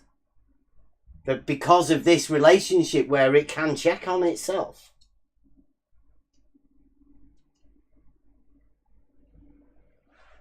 So because Yeah, you that's can some have good that hieroglyphics there. Q or Thank P, you. which do definitely look. Yeah, I mean, you could put like H and V instead. You know, the P and Q. I simply use those two because Yeah. they are so symmetrically nice looking. Well, and mind the P's and Q's. It goes well with the T-shirt logic and the whole idea of the, minding your P's and Q's. But in this relationship, I think this is one of the best pieces I think we've ever had. So thank you, Salagaki. Thank you. Yeah, thank you also. That's the sort of stuff that happens here. Next level Discord server. Inspired from, well, I mean, it's already been there, right? Saragaki hasn't made this up. Saragaki went on a journey to find this. Yeah, definitely, because that Yeah. particular relationship is the core of this whole logical statement. If it wasn't for that, you couldn't make the statement. Yeah, let's be clear. This is not Bev or me or anybody else. This is Saragaki did this. Yeah, and it's like Bev said, I didn't just make it up. I just put the statement together because of this perpendicular relationship that exists in reality between horizontal and vertical. You use the logic and some hieroglyphics. And yeah, bang. Yeah. I've noticed a lot of people are getting upset because this may not be the same language that they use whenever they do computer coding within logic and all of that. But this isn't meant to be that. This is T-shirt logic. The symbols all work and the actual mathematical framework works. Vertical and horizontal. Now, because of this very argument that has been shown, I've already heard rumours and mumblings that vertical and horizontal in reality are different than Euclidean vertical and horizontal and the mathematicalness of a vertical and horizontal being perpendicular. So get ready for that, because that seems like somebody's trying to mess with the framework of reality. To me. I think it's really interesting that that's a reaction to me just throwing some symbols together, right, to make a statement. Because that statement itself has been made over and over and over ad infinitum by people. It's not like I'm saying something new or something radical. I'm just saying the same thing. I'm just using these symbols to say it. Yeah, can I jump in for a quick second? Yeah. I was just gonna say, remember when we started the logic night and we used to ask people for their logical statements? I remember my first logical statement. I think I could still recite it probably. Go on. If if vertical is perpendicular to horizontal, then all verticals are parallel to one another. Yeah. Yeah, that's this. Yeah. Yeah, I Yeah. know. This is great. Like, it's logic. Yeah, I guess there's a t-shirt sale there, eh? What about that? Yeah, How good is I it? got that shirt. I'm gonna take a selfie one of these days. And Rob, did you find this out on your own, or did Bev tell you to say this? No, I put the statement together myself by That's listening. right. Yeah. What I hope everybody's conversations that we listening. had. Yeah. Yeah, Just that, like Saragaki did, Rob did this on his own. You guys listening? yeah, this is good, isn't it? You know, like this, the formulation of this, the logic, the geometry, and reality. I mean, this is simple stuff. To go against it, I mean, I don't know why people are so upset that we are just doing simple, basic geometry, simple, basic logic, and linking it all to reality. Otherwise, you know, what's the idea of it? If you're not actually being able to use it and implement this stuff, which I'm saying, the logic, the logos, once that gets you, then you can use it in daily life. Definitely. It's more real than anything, this sort of stuff, I think. Personal growth. And, you know, being able to... I mean, I always used to think I thought a lot.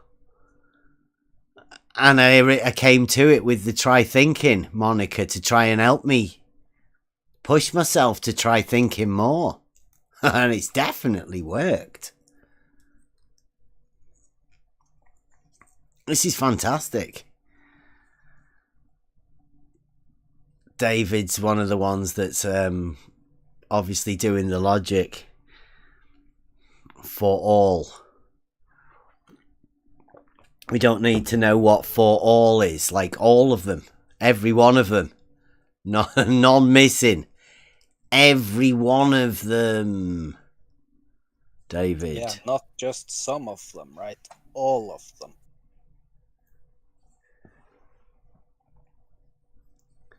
Come in, David. Set us straight. Why don't you come in and talk with us? He's saying that he's getting upset. It's got to be Brenda, that. In this chat, logic is considered trolling, apparently. I mean, no, we're doing logic in here. That's the geometry. If you can show us any way to be able to violate this, because I think you need to be able to violate these basic truths to get a horizontal to intersect another horizontal in order to be able to have the ball model. That may be why they're so upset. They can. They just do it. They just do it. Yeah. Change it. Just change it. Just state it. Yeah. Yeah, I mean, it's easy when it just occurs in the mind, right? But acknowledging that it only occurs in your mind is the first step to acknowledging model. Exactly, and they think that that's logos. They've tried to co-opt the logos as well, but that's not logos. It's not at all. Yeah. Just happens in the mind. The model is in your mind and only there. I mean, it's a nice way for you to think, David, but I mean, like, we are going purely with logic, non-explosive logic, right? We don't like the explosive logic because it leads to anything, any possibilities being true, and that also means nothing can be true. Leads to dialetheism, which isn't good. If you have to put that axiom into your framework where you inject it, because it said that, didn't it? Dialetheism. it's an axiom. It's not a logical system. It's an axiom that you place within your already known logic, which states there is no truths. Because everything that is true is also false. Yeah, more correctly, it states two truths. Mm-hmm. If you take the word literally. Yeah, but they mess everything up. Well, it means that the false is also true. Within the logical system, you get truth tables. And that's how they do it. So two truths means that the false is also classed as a truth. Yeah, because there's no such thing as two truths. Yeah.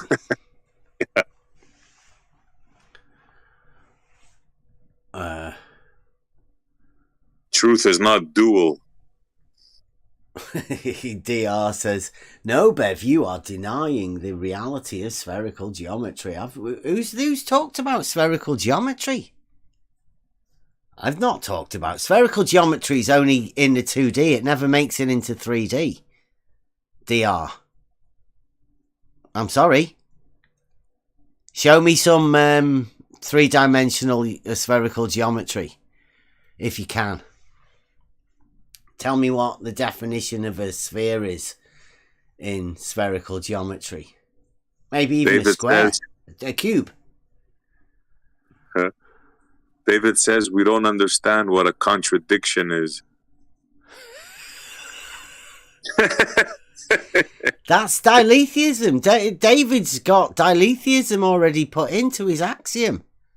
Like, we definitely do understand the difference between up and down down can't be up and up can't be down. That's pretty simple.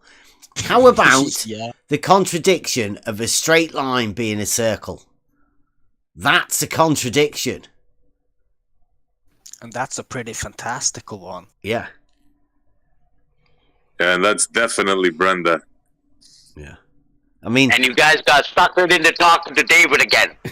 You know, well... Thank you, Rob. We have actually, we've just gone round and... anybody listening, I'm sorry if you had a model. But once you have this, take these thoughts on and try and get around them, you can't have a model at the end of it. Otherwise, you end up diletheism like David, who thinks we've rejected logic entirely.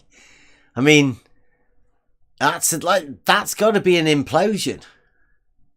Like, to think that because we stick to a non-explosive logic and don't put contradictions in and state that perpendiculars must be parallel also, just by the very state of the geometry based around the perpendicular nature. Oh, this is funny, Rob. You reminded me of the Logic Nights. Yeah, Rob, just a bit of trivia first. Rob thought I was a glober when he first met me because of the Logic Nights, right? Bev said to everyone and anyone, come up with a logical statement, if P then Q statement, and we'll all go over it together and try and fault each other, right? That was the premise. Yeah. And if I can remember what I came up with, it was something along the lines of... It was a logical statement for a glober. Yeah. Yeah. I did that on purpose, Yeah. right? Because I knew there was probably not going to be many to come and do it on their own. Yeah, he was hoping to lure in a glober, like with some logic that they could be enticed by, right? To think that they might be able to come and join in. But as we've found out, ever since then, how many months ago, Rob? 5, 6 months ago? I bet it's a fair bit now since we started Logic. Yeah, I think it was in September. Yeah. End of September or something like that. How many people have we had get involved with Logic Nights apart from just recently with the diletheism? They've already been involved in it with logic, but their system of logic is non-explosive logic, as in, i.e., they've taken the explosive factor out by allowing contradictions and including the middle. I'm unaware as yet of any logical system that involves the law of identity, but we might be able to develop one. I think that's a challenge. Could we develop a logical system based around P equals P? Like P is a P and not P. But I mean, that's the contradiction, isn't it? So how could you attack the law of identity within a logical framework? Or do you do that just by allowing contradictions and including the middle? Yeah, both of those. You have to. Yeah. So that's how they ruin logic. Mess about with the law of identity by two different means. Either including the middle, maybe sometimes, and if, then, and perhaps. That's how you add the middle. Maybe you've heard it a few times, yeah. And then, obviously, the law of non-contradiction can't be there. There's too many contradictions that you have to accept. There's paradoxes out there. Natural paradoxes that you just have to be able to accept. So you can't have logic that states you can't have them. Come on, that would be ridiculous. You have to allow a few contradictions. That's backwards engineering, isn't it? No? Yeah. Just a couple of more degrees in that triangle. I'm sure we can do it. Come on. Yeah, it's slightly more fat around the south. Yeah, we have got somebody in the chat. I don't know whether that's Globe Logic 101 or a misunderstanding, but he's got P equals Q. That is, could be fight the flat Earth. Flat Earth, he did that. That's proper Globe Logic, that, isn't it? Start off with P equals Q. With your P's and your Q's. Faulty from the beginning. Do you know what it is, though, that? That's your gravity, isn't it? The cause equals the effect. It's literally taken into mathematics or into the scientific method. The antecedent and the consequent is the cause and the effect. Yeah, so they've gotten around that, but just changing the name to gravitation just to obfuscate it even more. Yeah, but the cause and the effect is gravity, because the effect is the cause and the cause is the effect, and we never know what was what. So anybody that's willing to be able to say P equals Q must be ready for that inevitable outcome, and it's preparing people for it. I think it was hilarious back at the Logic Nights, right? Because we did two. One where we were just presenting the statements, and then the next one we would go over with modus tollens or ponens. So that's why Rob thought I was a Glober, if I could just state the statement I came with. If all verticals is an extension of a radius, then verticals are not parallel. It was something to that effect, right? Yeah. Hopefully giving them a chance. Yeah, but then of course, since vertical is perpendicular to horizontal, then vertical cannot be an extension of a radius. There are. Yeah, unless you have some sort of a contradiction where it can be both not parallel and parallel at the same time, and then you might be able to have a vertical as of an extension of a radius, but I don't know. I don't think you could have that in reality. You can't have vertical being not perpendicular to horizontal. Even most globers will say it. They will just throw in the word local so that they can bend it further away and break the law of identity at some other place where they are not at the moment. Yeah. Out of sight, out of mind. Yes. Over there. All horizontals are definitely parallel here. But over there, well, you don't know. Can you prove that they are over there? It's like, yeah, just go over there. Yeah. Yeah. I'm wondering if because like they say that like with math you can Uh-oh. show Breaking up a bit, Mobius. Oh yeah, you're robotic. hard, yeah. Dang it. Is that any better? Yeah, you're back. Okay. Yeah, I was just saying that one of their arguments is that with math you can show that horizontal at a point or whatever, or plane at a point or however, but in like something practical like engineering or something like that, like how many contradictions are allowed with anything practical? Is there like None. any examples? None. No, that's why I think this particular argument that comes around only comes around in these arenas. It's pretty obvious why they've messed about with Euclid. Now, to anybody in a university, it may not make any difference at all.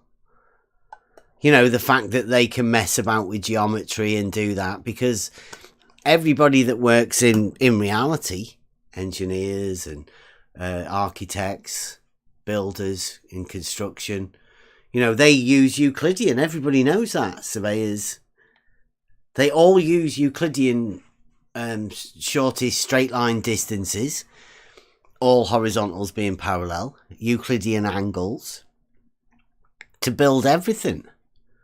There's no nothing else. Well, in colleges there may be. Well, there definitely is. They go to college and do this fantastic maths. The concepts take them to strange places, but they never have to apply it to reality.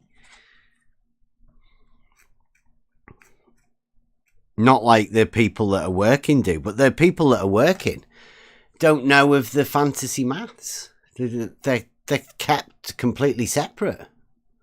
They will never be put together. It takes a strange set of circumstances for somebody to put all of this stuff together. I mean, why would horizontal and vertical being parallel mean anything to anyone?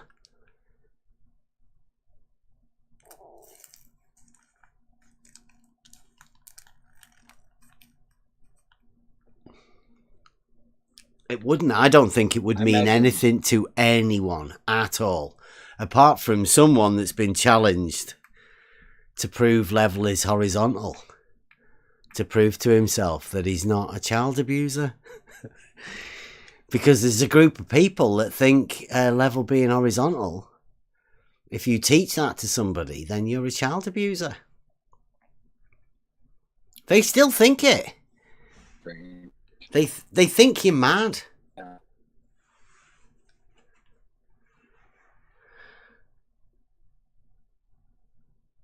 Yeah, because they've been taught they live on a sphere, and obviously level is a curved surface. They've been taught this. They believe this.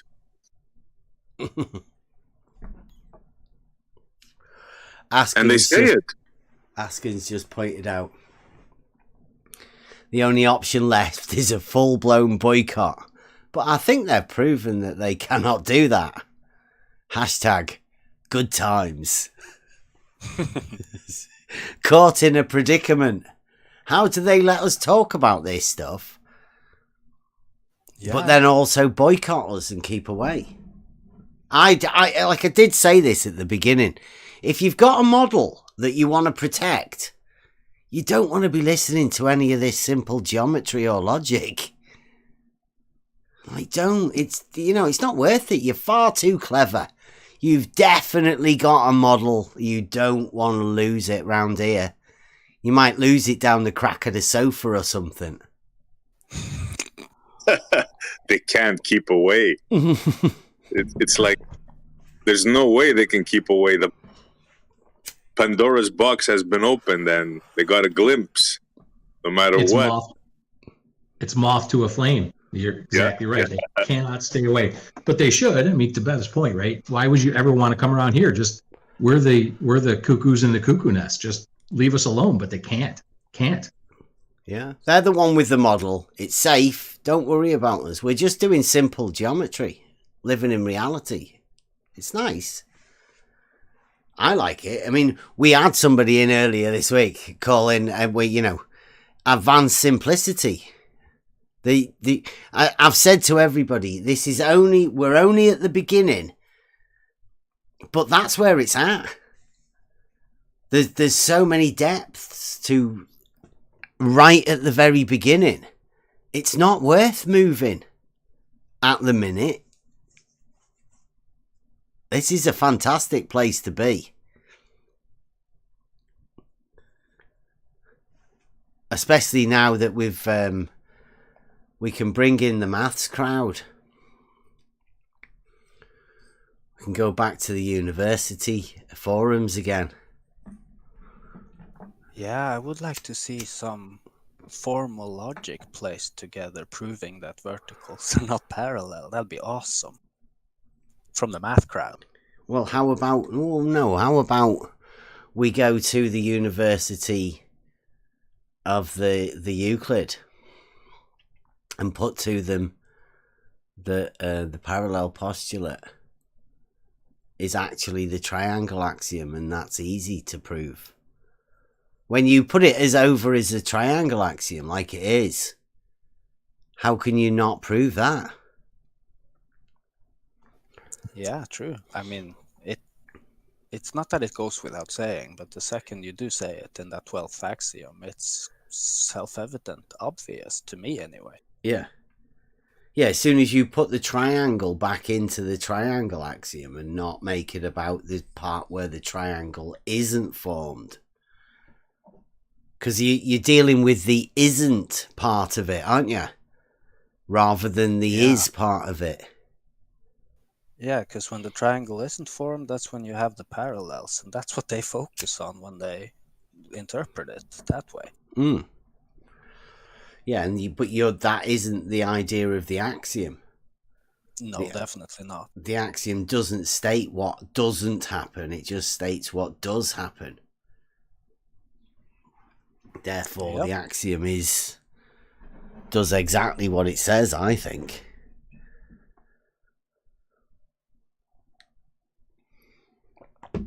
Whether you could infer the other one, I don't know. It can't be any clearer the way it describes it, the fifth. If you don't see that describes a triangle, I don't know what to say. Yeah.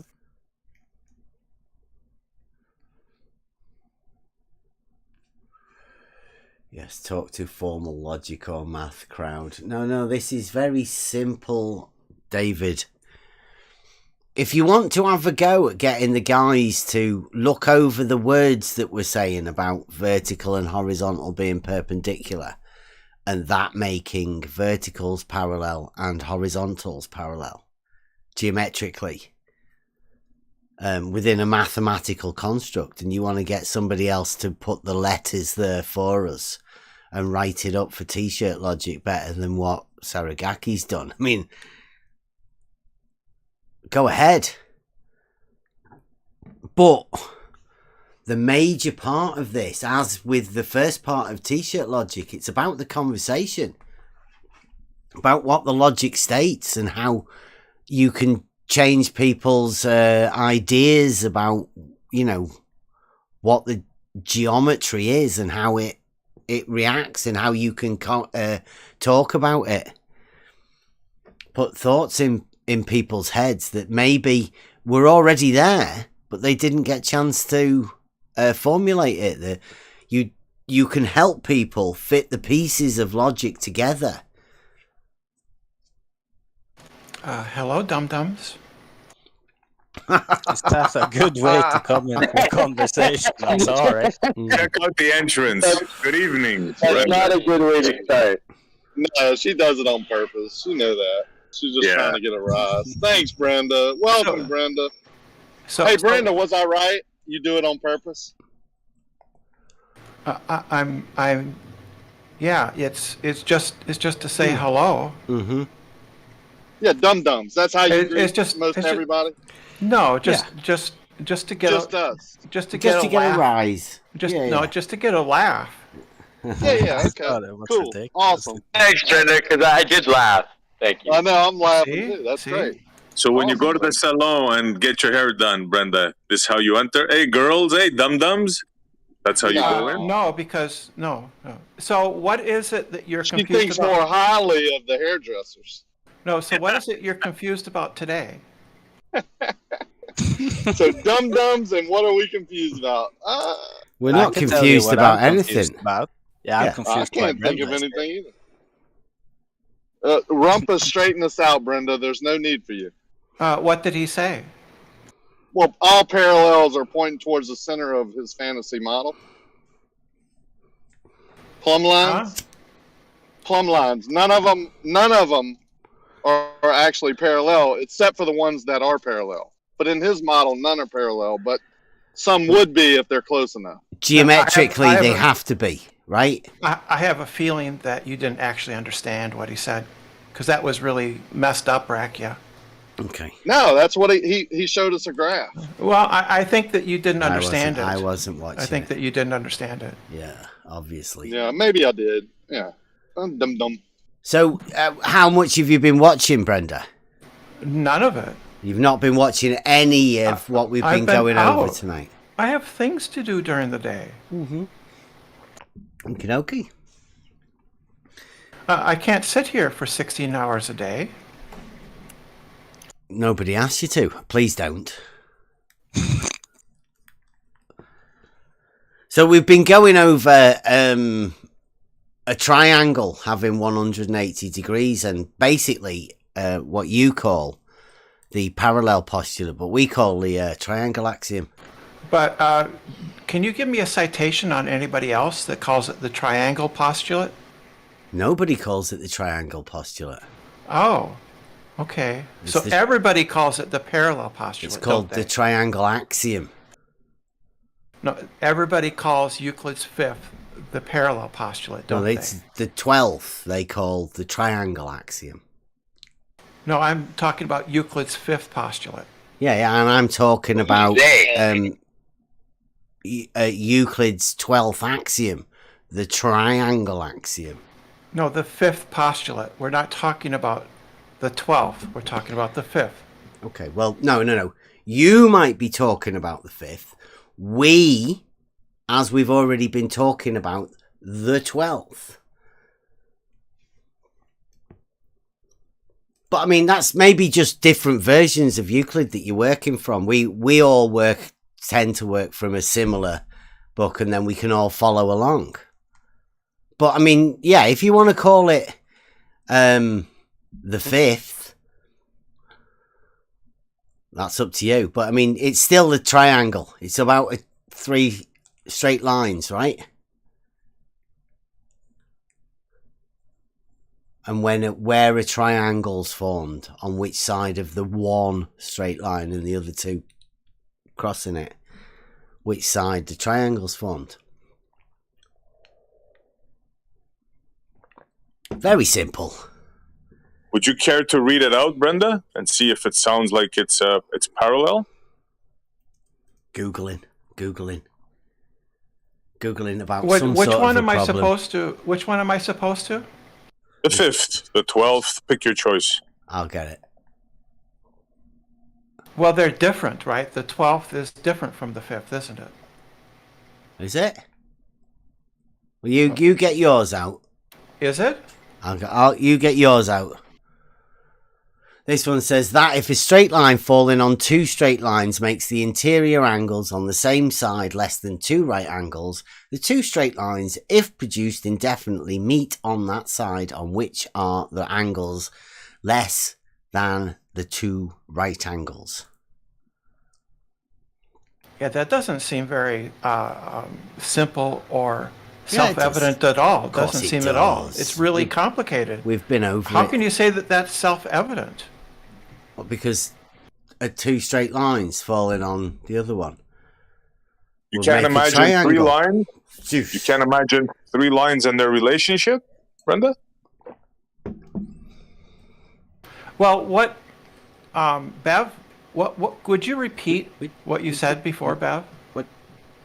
That, Yeah. if a straight line falling on two straight lines make the interior angles on the same side less than two right angles, the two straight lines, if produced indefinitely, meet on that side on which are the angles less than two right angles.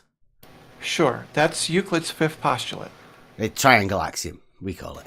It's called the parallel postulate. You can try to lie to people and misrepresent Euclid. I don't know why you would do that, but it's called the parallel postulate. But it's about a triangle. No, it's not. It's about two parallel lines.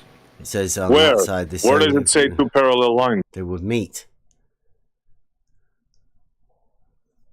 Right. Two straight lines would meet. It's the parallel postulate. Where's it's just about where the two lines would meet though, right? So you would have, they're already crossing one and it tells you where they would meet, making an enclosed figure, right? A triangle. Can you read English, Brenda? Yes, I can. So read that sentence again to yourself. Yeah, I understand it. It's about parallelism, isn't No, it? no, Yeah, it is. no. It's about parallelism. It's about... Okay. Let's give it to Brenda. How is it about parallelisms? Explain that to us, please. If they don't meet, right, then they're parallel, aren't they?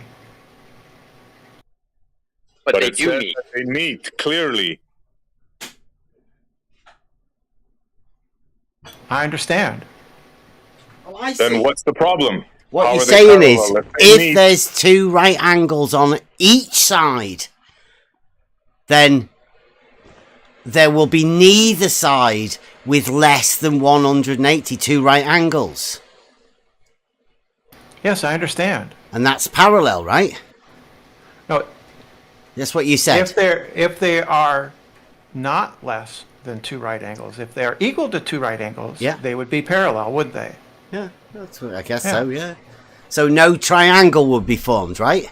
And it's the fact that no triangle will be formed that makes them parallel. So that on the one Yeah, point exactly. where there are two right angles, or the sum of 180 on either side, the lines can't meet. Makes sense? I mean, yeah, what's the problem? There's no problem with it. I know. The point is that other people have come up with other axioms for, or postulates for postulate 5. But triangles do have 180 degrees. And if you have It doesn't say that. if you have two straight lines meeting another straight line and they are perpendicular Does to that postulate- line, then they're not going to meet. Does postulate 5 say anything about the sum of the angles, of the interior angles of a triangle? It says 180, two right angles, doesn't It it? doesn't say anything about the sum. It does say two right angles though, right? On Yeah, the but it side doesn't say on anything which, about the sum of them, does it? well, does it not say that if they are less than two right angles, they will meet, making a third angle? And would that third angle not be the bit that's missing? Well, it from the doesn't one say from the anything two? about that. Would be I know it something you would doesn't. prove. That It's would an be something axiom. you would Yeah, prove you'd from have to give a the value axioms. to an angle rather than just two right angles like Euclid does. No, the interior angles of a triangle adding up to 180 degrees would be something you would prove from Euclid's axioms. Two right angles.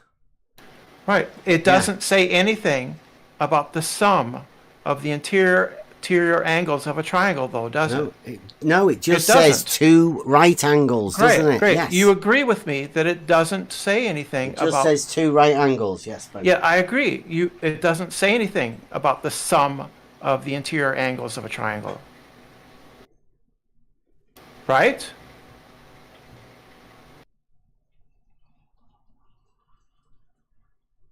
Did Bav wander off to fix himself some tea now? Yep.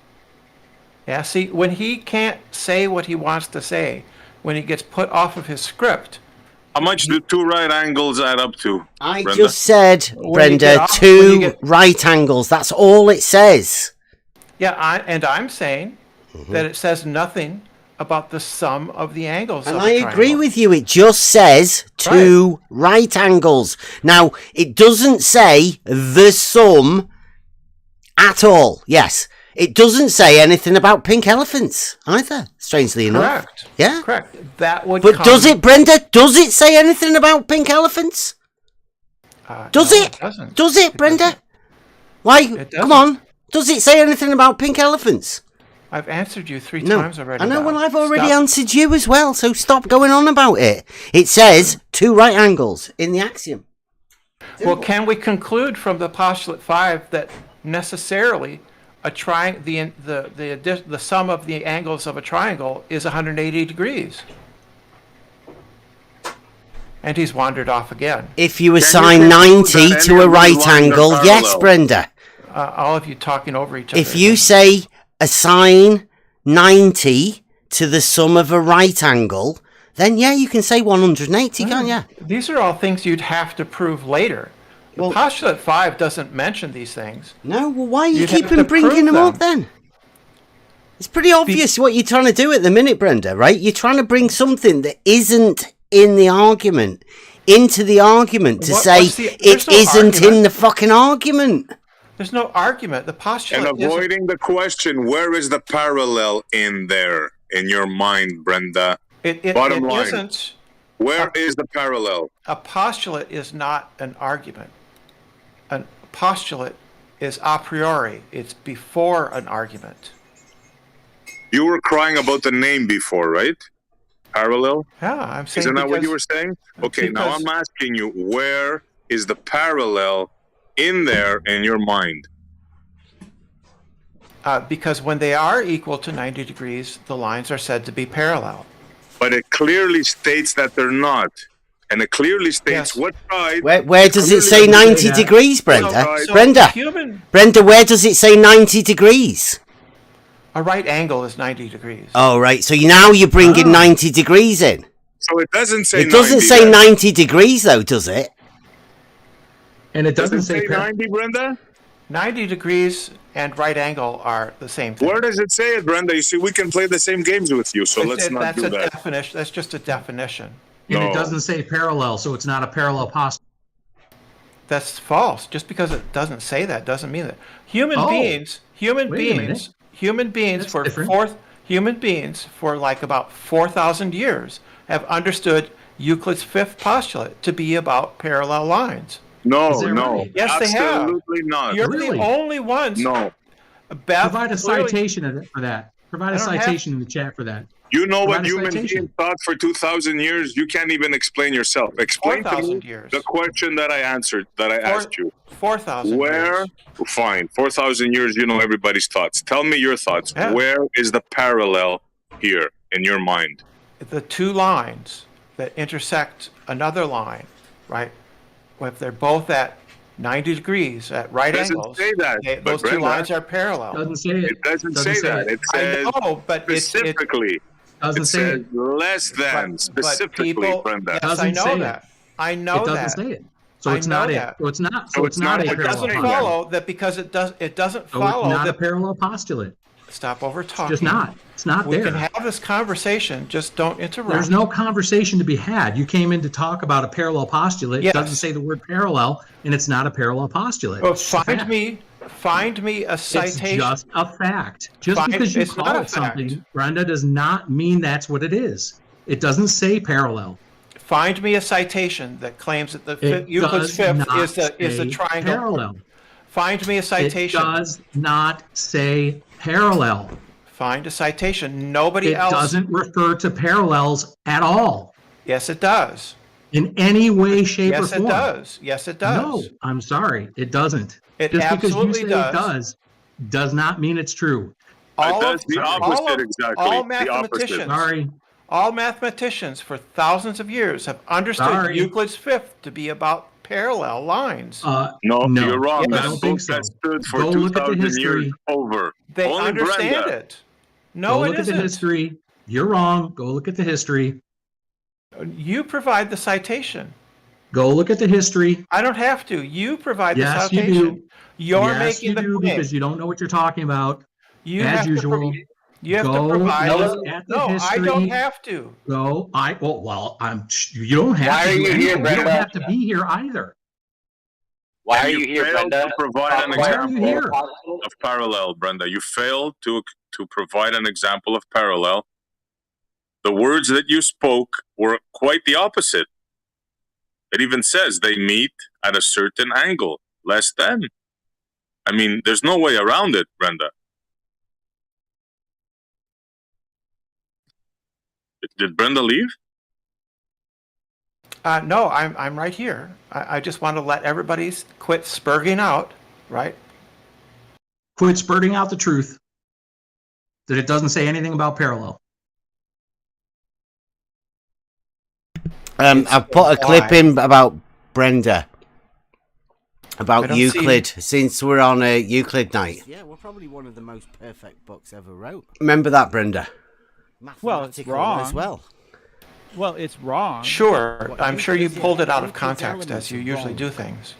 No, it's wrong, isn't it? I don't know. You say it's wrong. I don't remember the On the context. surface. 3 or 4 times there. How Yeah. is it wrong? You just say in that Euclid's elements is wrong. Euclidean geometry. But you like to is pull wrong. things out of context Brenda. and Right. misrepresent. It's wrong. Yeah. It's Like you are right wrong now. because, Euclid's fifth is about in the parallel presence lines. of gravity.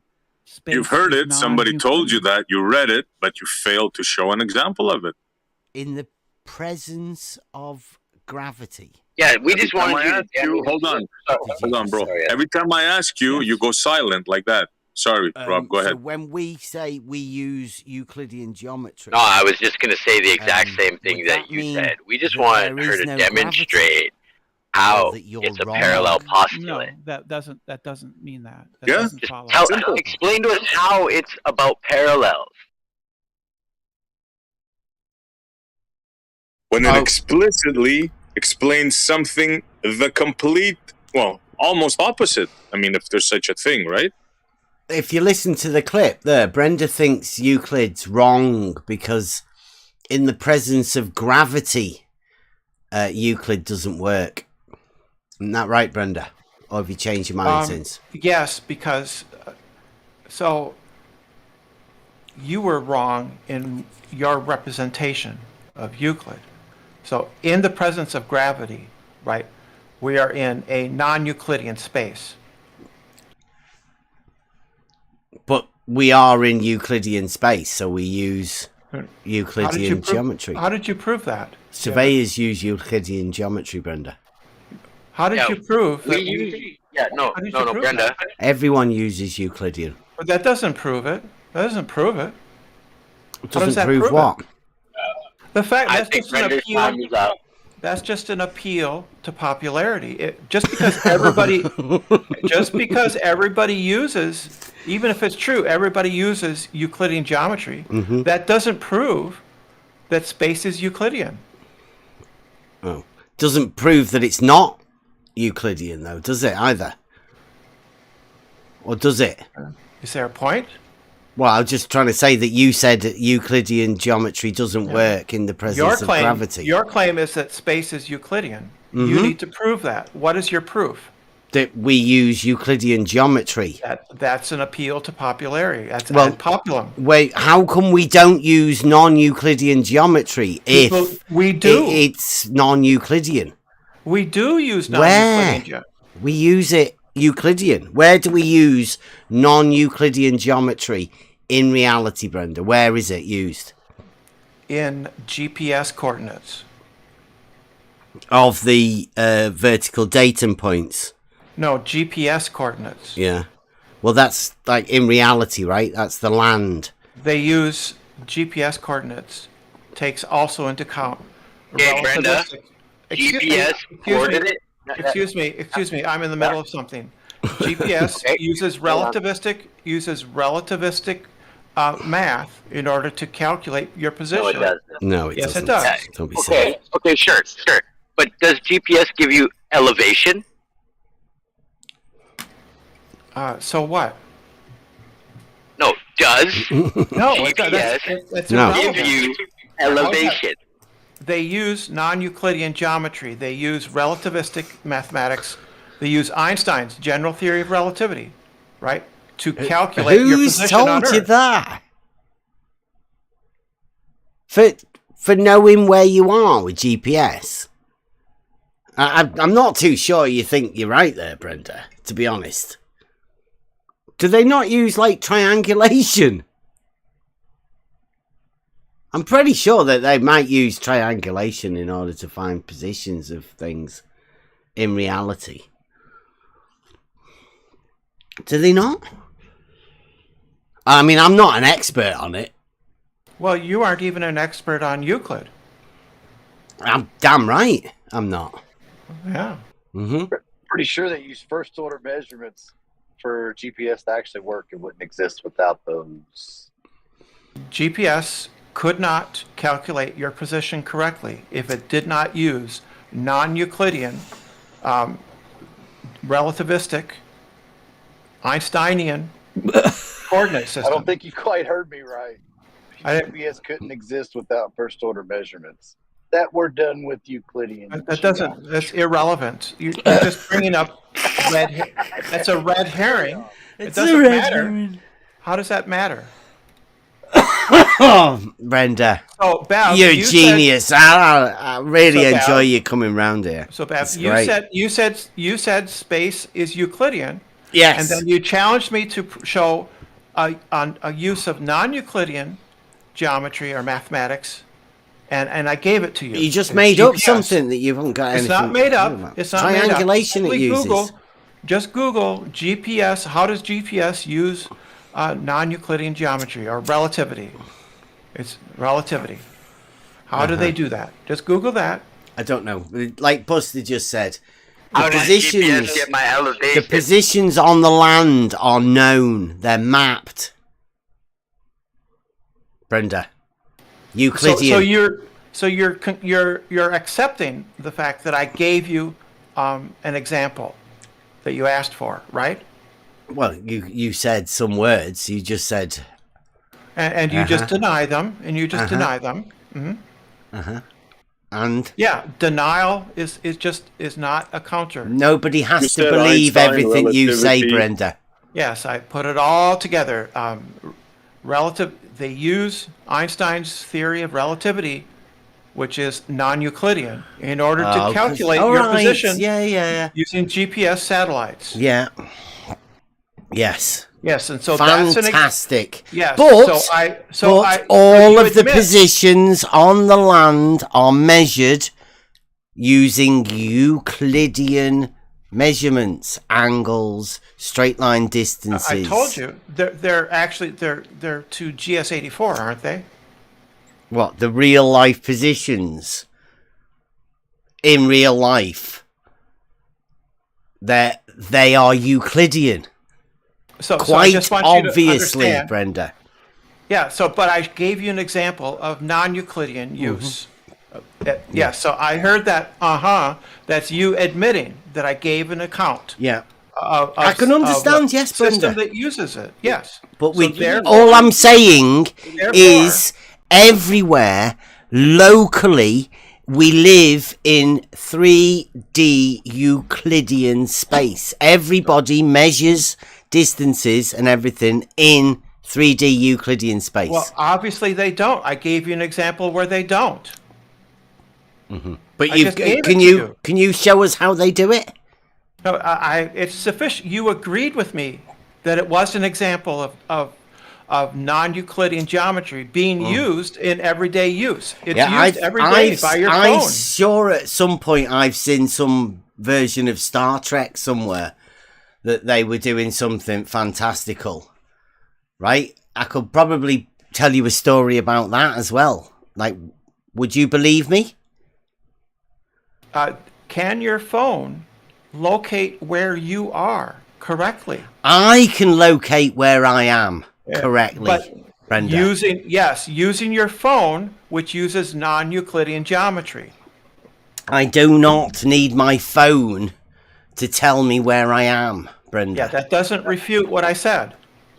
No, okay. You're talking Bev, shit, Brenda. This is Bev, getting stupid. let her talk shit. How does my phone know my elevation, Brenda? Well, I don't think it calculates your elevation. It might do, but I don't know. Then that's not a 3D space. It's a 2D surface that uses GPS coordinates. Don't be ridiculous, Brenda. It locates you anywhere on Earth using non-Euclidean geometry. Brenda, you admit that you know nothing about this and you are just talking shite, right? No, I gave you which you non-Euclidean an geometry do you imagine you're going to be using, Brenda? I gave you an example, which particular, and you accepted. Not you accepted the example. Euclidean geometry are you using? You accepted the example. Are you going to make one up specifically, pretty quickly, or are you just stalling until you can make one up? Make what up? I wasn't listening to you. You were over-talking me. We only know what Euclidean geometry is. That's false. What? That's false. You have to define what a not Euclidean geometry is. Oh, that's easy. Go on. A non-Euclidean geometry would be one that rejects Euclid's fifth postulate, the parallel postulate. Mm-hmm. Turns it into an explosive geometry where anything is possible. No, it's not. It doesn't. Okay. It doesn't accept a non-contradiction. Hold on. Hey, Bev, why are we allowing Brenda to call it a parallel postulate when she won't even explain to us how it's a parallel postulate? Because Brenda's speaking for the globe. This is the best they've got. Now, Brenda even knows that Blue has told everyone to not come here. But yet Brenda still thinks it's very, very, very important that Brenda disobeys Big Blue. He's not my whatever boss. he may be doing to him. Maybe gnawing some balls later on. He's never know. My boss. He's not my boss. I don't. I know, but I mean, it normally means something to most people when Blue gives out an order, right? Starve Bev of content. We don't give him anything. No, like you went. No. Oh no. I'm gonna go over there and talk think that's shit a good for idea. the globe. I hadn't. So you might imagine that I'm calling you a Globus witness. So I think it's actually a good idea. Would you stop interrupting? I think it's probably a good idea. I did not know that Blue said that, but it sounds like a good idea to me. Okay, then. We'll be seeing you later then. Thank you very much. That's brilliant. Right. I'm glad of it. You should have said that a bit earlier. Why didn't somebody else tell us about that? How do we conduct navigation on the surface of the Earth? We use spherical geometry. Left, right, forwards, backwards. We use spherical geometry. Over there, that way. That's normally left hand down a bit. Normally, that's the way I do it. I get the missus to go left or right. Yeah. She often gets it wrong. We use spherical geometry, which is also not necessarily Euclidean, to navigate on the surface of the Earth, particularly. Hey, you know that spherical geometry is two-dimensional, right? Have you heard of the globe? How do you navigate? Well, you can just go that way, left. Have you heard of the globe, perhaps? So that's a second example that goes against your claim that reality is Euclidean. You can't just say things, right? You have to prove them. Oh, And you right. haven't proved- Do you? haven't What have proven- you proved? Yeah, when was the we last can do time that. you proved something, Brenda? I don't have to prove a counterclaim. When you make a claim, Bev, it is sufficient for me to What was the refute claim? your claim What was the last claim I made, Brenda? Go on. that space is Euclidean. Space. Yes, that Yeah. we live in a Euclidean The distance between physical objects. world. Yes, That is Euclidean. that's your claim. You Mm-hmm. have to prove it. Shortest distance between 2 points. Perpendicular. Vertical and horizontal. And parallel. Yeah. Yeah, so you're admitting to the parallel postulate. Thank you. What do you mean? No, I'm admitting You that just whole did. You just horizontals did. are definitely parallel. You Yeah. just did. Yeah. So- all horizontals are parallel. Yes. So Triangles unity- have 180 degrees. Oh my God. He said it. Yes, I did. You have- Triangles have 180 degrees and all horizontals are parallel. Do you have a valid argument? to Strike prove me your down. claim? Those are just claims. You need to prove them. What, that triangles have 180 degrees? No, There is definitely a proof that triangles have 180 degrees. your claim is that the world is Euclidean. Prove No, it. space is Euclidean, I said, didn't I? I'm using those being synonyms. Yeah, I know. You're what? Space and world. Yeah. Yeah. Yeah. Oh, do you think the world could be non-Euclidean? Do you think there's such a thing as a square? Of course. Could you put a square on the surface? I suppose. Okay. Maybe. I don't know. Does a square have opposite sides parallel?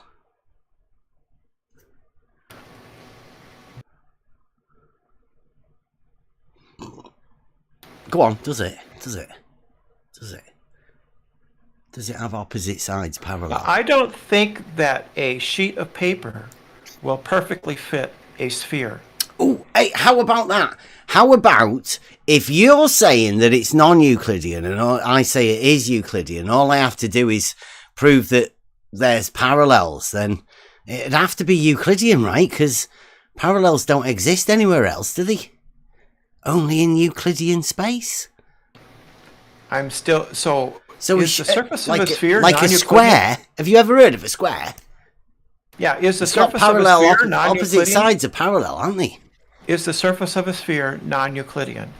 Surface of a sphere is the surface of a sphere. Spheres are a three-dimensional That's a Euclidean tautology. shape. That doesn't- Hang on. That's a tautology. That doesn't say anything.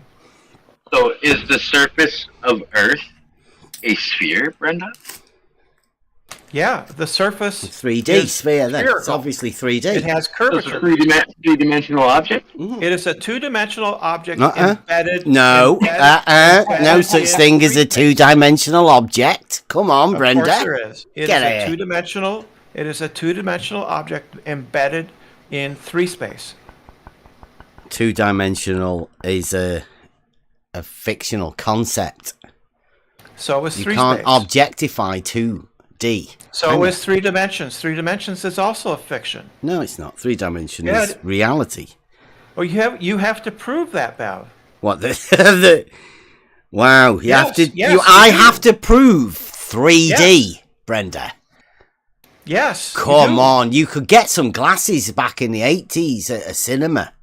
Would that not prove 3D to you? That you can put glasses on at a cinema and get shit it to come doesn't at you sound like to me- like real life It doesn't 3D. sound to me like you're being serious because you're deliberately throwing up red herrings, right? Yeah, you're so obviously I'm just going to being- leave you with this. Thank which you is very that much. See you later. You make You've claims. been having a good you make time. claims. You make claims. Yep. But you don't back them up. Oh, I And you know, think- I know. Wild claims like triangles having 180 degrees, horizontals being parallel, and reality being 3D. It's fucking amazing. I mean, imagine the fucking nerve of me.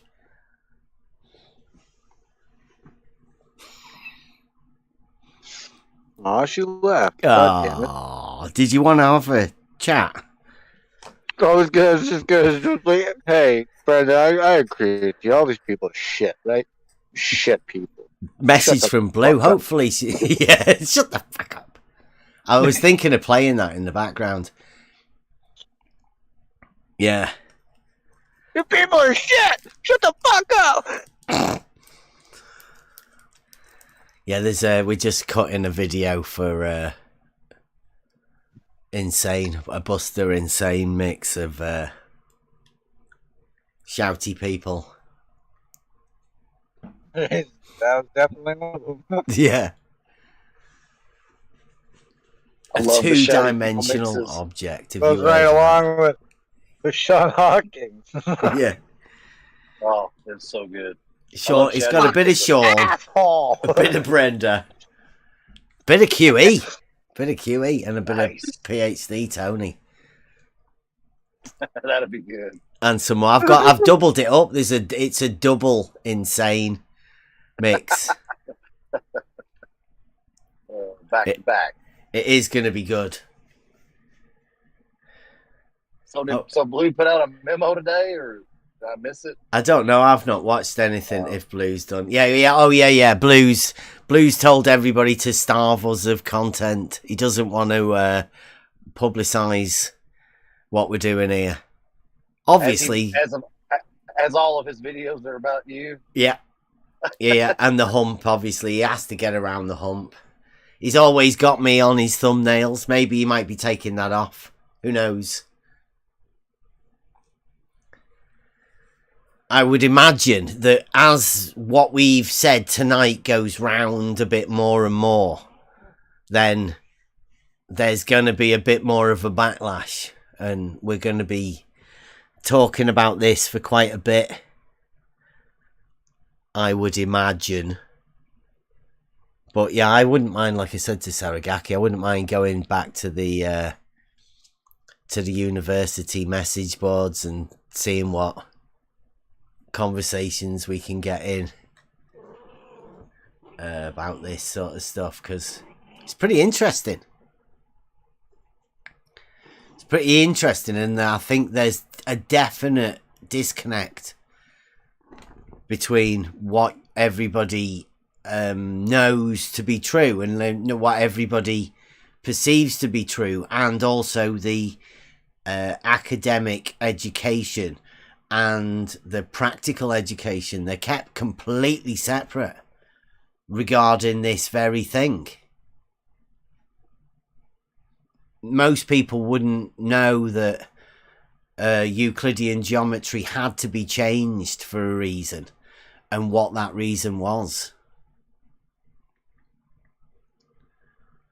And it's not because Euclidean geometry doesn't work, because it obviously does, because everybody uses it. Everybody's been told that it works fine, apart from a few people on Discord that have seemed to have realised that got themselves into an argument where there's not much that they can support their case with.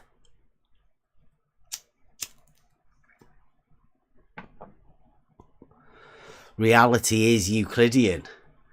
But how do you turn that into not Euclidean?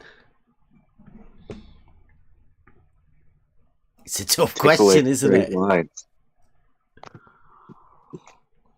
You just take away straight line. It's in the mind. You can't change reality from being what it is, but you can change people's perception of reality at what happens over there where you can't see it.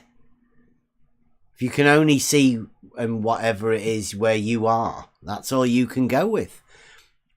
So what you're saying to me right now is that an elephant is always going to be an elephant.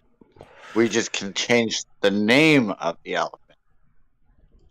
Yeah, and if you don't look at it, you can imagine it turning into a dog. Yeah. Yeah. Yeah.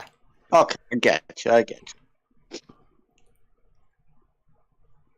Yeah, it's easy to do if you just think about it. And that's half of the reason people like Brenda come round here. just to put those ideas in, make you question yourself, because that's what this is. It's a self-doubt thing. The whole idea of the proof and the truth and everything like that you end up with. Well, I mean, that's all. That's what life is. Yeah. I mean, all of life is but a question. Well, right? we came up with a not elephant, so you have to prove that is an elephant. So it's backwards, isn't it? Like, and anything you say, you have to prove. But I can say, nuh-uh, prove it at any point. Now, okay, but is what they're trying to get from you what you think it is that you're trying to get from it? Is proof to them what they're looking for? Is that the same thing that you're delivering? They don't have proof, do they? Well, no, that's exactly my point, though, right? Is that they're asking for you to give them something that maybe even inside their mind they know that they can't, that you can't give them. Yeah. Yeah, and like when we went through it all, the proof is a personal thing. So, I mean, how can you give it to somebody else when they're not willing to receive it, but they're the ones asking for it? It's a double take. They'll never accept anything at the same time as asking you and making you question your own proofs. No. What I mean is proof to them actual proof, or is what they're saying when they ask you to prove it, are they saying proof, or are they saying replace this because you're taking it from me, so you need to replace it with something? You can't just fucking leave me with nothing. No, I don't think, like, when we did that thing over Christmas and New Year, where we had, they don't have proof. There's no system of proof, because I think the diletheism thing's taken over. And there is no truth. So you can't find a proof when everything contradicts everything. Like Dr. Becky says. Everything contradicts everything. People like Brenda, they'll tell you there's no proof when it suits them. But then when you say something, they'll demand proof in the sense of proof. Like, you know, it's like a double standard. Yeah.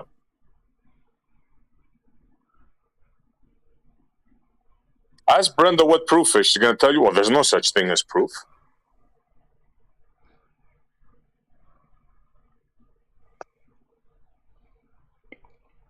The next breath, she's going to demand proof from you. Prove it. Well, these people are all shit. Shut the fuck up, Essie.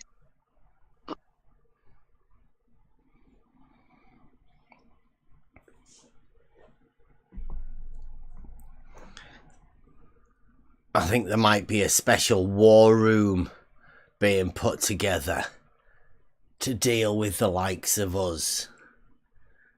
But don't worry, we're being starved, but they might be listening in. Guys, I don't know whether they can keep away from stop listening. Do you reckon? There's no way. That's pretty harsh to put it like that. Don't you think? I mean, we need to starve these people. Like, we're not eating it. David says in the chat there, he says he sees contradictions where there are none. Well, if you've injected an axiom of diletheism into your framework, there literally are no contradictions, because everything is a contradiction. It's set up that way. There's an axiom. So that's why David can say that. He can't see contradictions. And I don't know whether to feel sorry for them or not, or whether, you know, that's a taught behaviour, or whether it's worth studying it. Because I don't think... I don't know. I'm struggling myself as to why bother. all you know is that they're going to contradict everything, and they might even contradict themselves. Possibly do contradict themselves without realizing.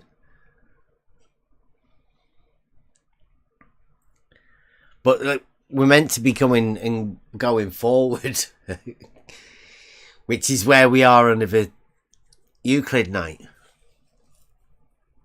So we started off with the triangle axiom. The triangle axiom that obviously shows that a triangle is formed on which side. You've got 3 straight lines. You put 2 of them intersecting the other one, and if you close the shape, you can tell which side of the straight line you will end up closing the shape on, because you've got less than 2 right angles on one side.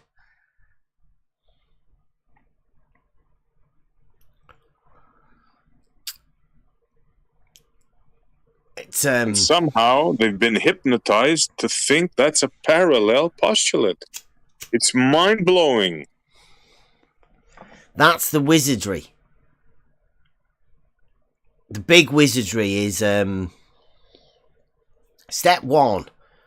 You have to tell people that there's something wrong with Euclid. Right?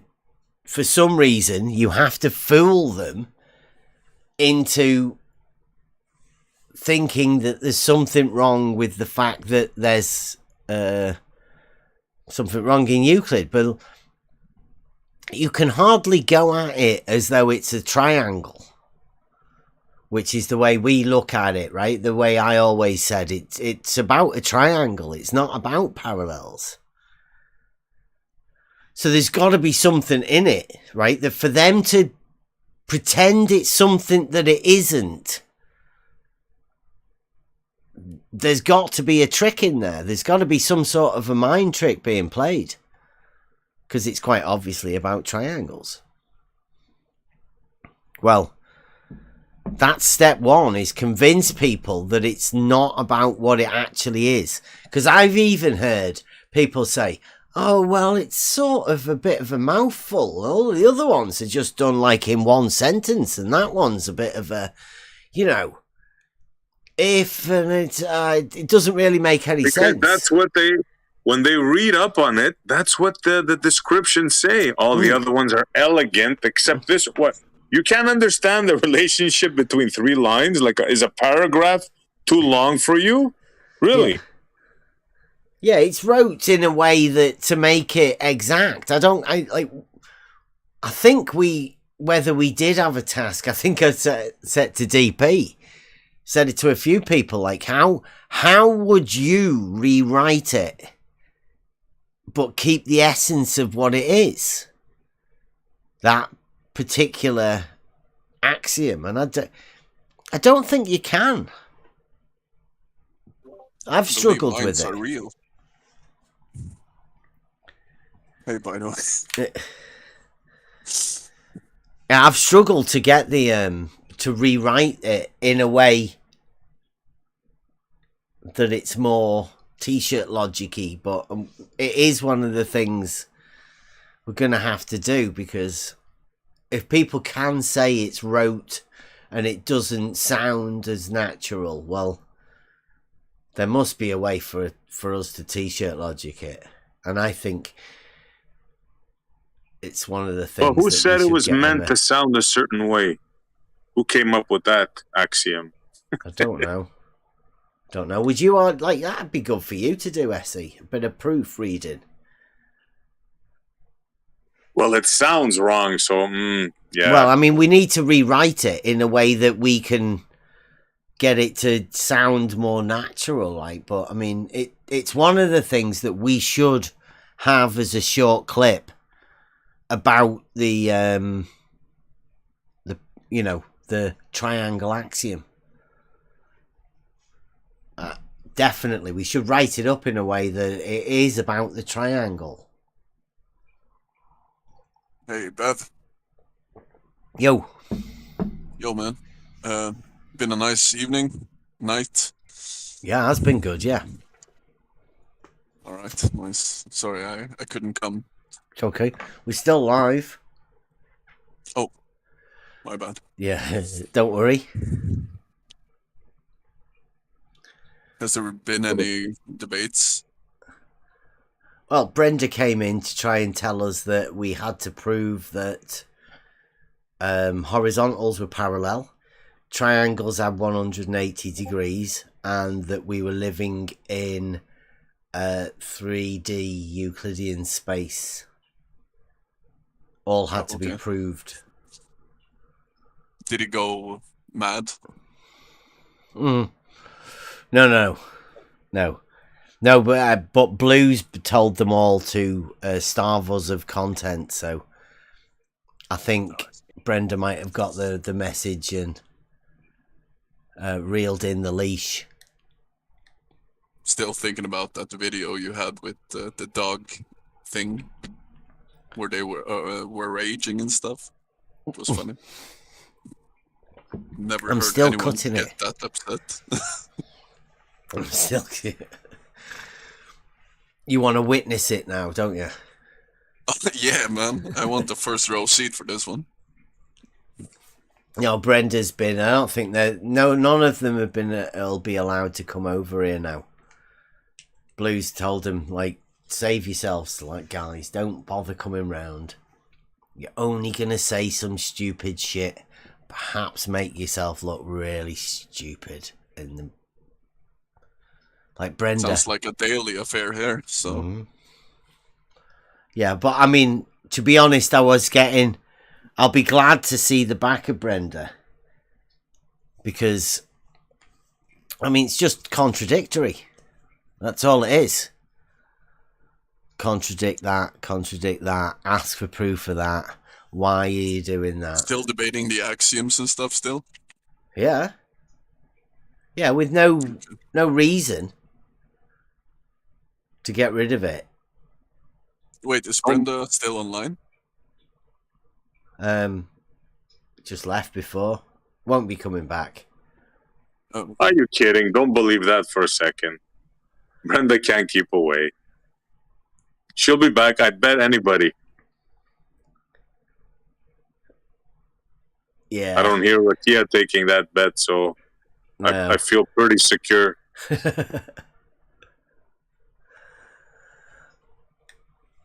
I'll bet you $100 she doesn't come back tonight, and then I'll just call Brenda. Look, Brenda, I'll give you $50 if you don't come back tonight. Collect from you. Move on about my business. Smart man. You don't think I'm gonna let a French Canadian outsmart me, do you? Yeah, she'll be back. That settles it. Rakia has spoken.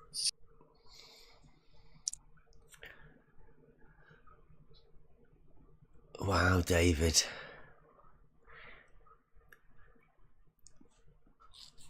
I'm going to call them the Globus witnesses.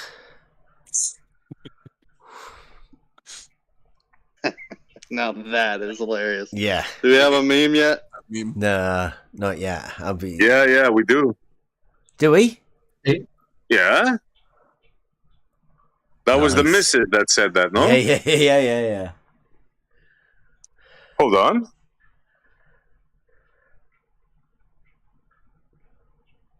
We'll be knocking at your door soon.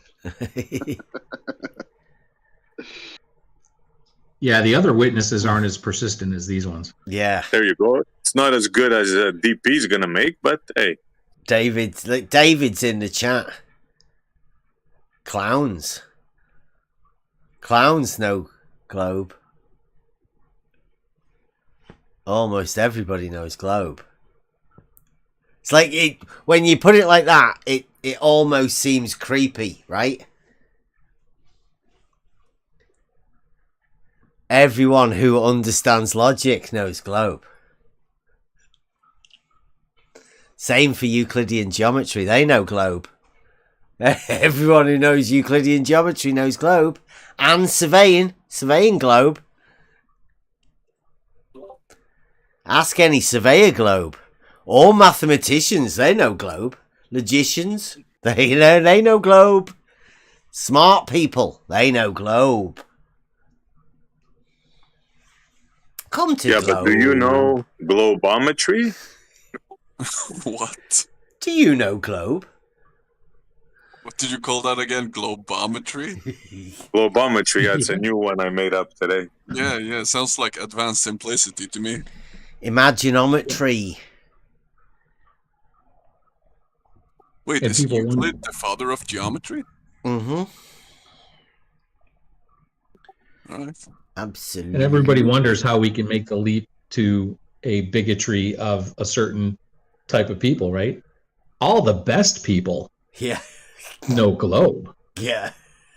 You don't want to be around those dirty people that don't know globe. Don't know globe. Yeah. Ooh. Sure. Yeah. So You much can't be one of separation. the best people if you don't know globe. Come on this side of the fence. We know globe. You're an anti-globite. Yeah, I need a doorbell thing. Bing. Hello. Can I introduce you to globe?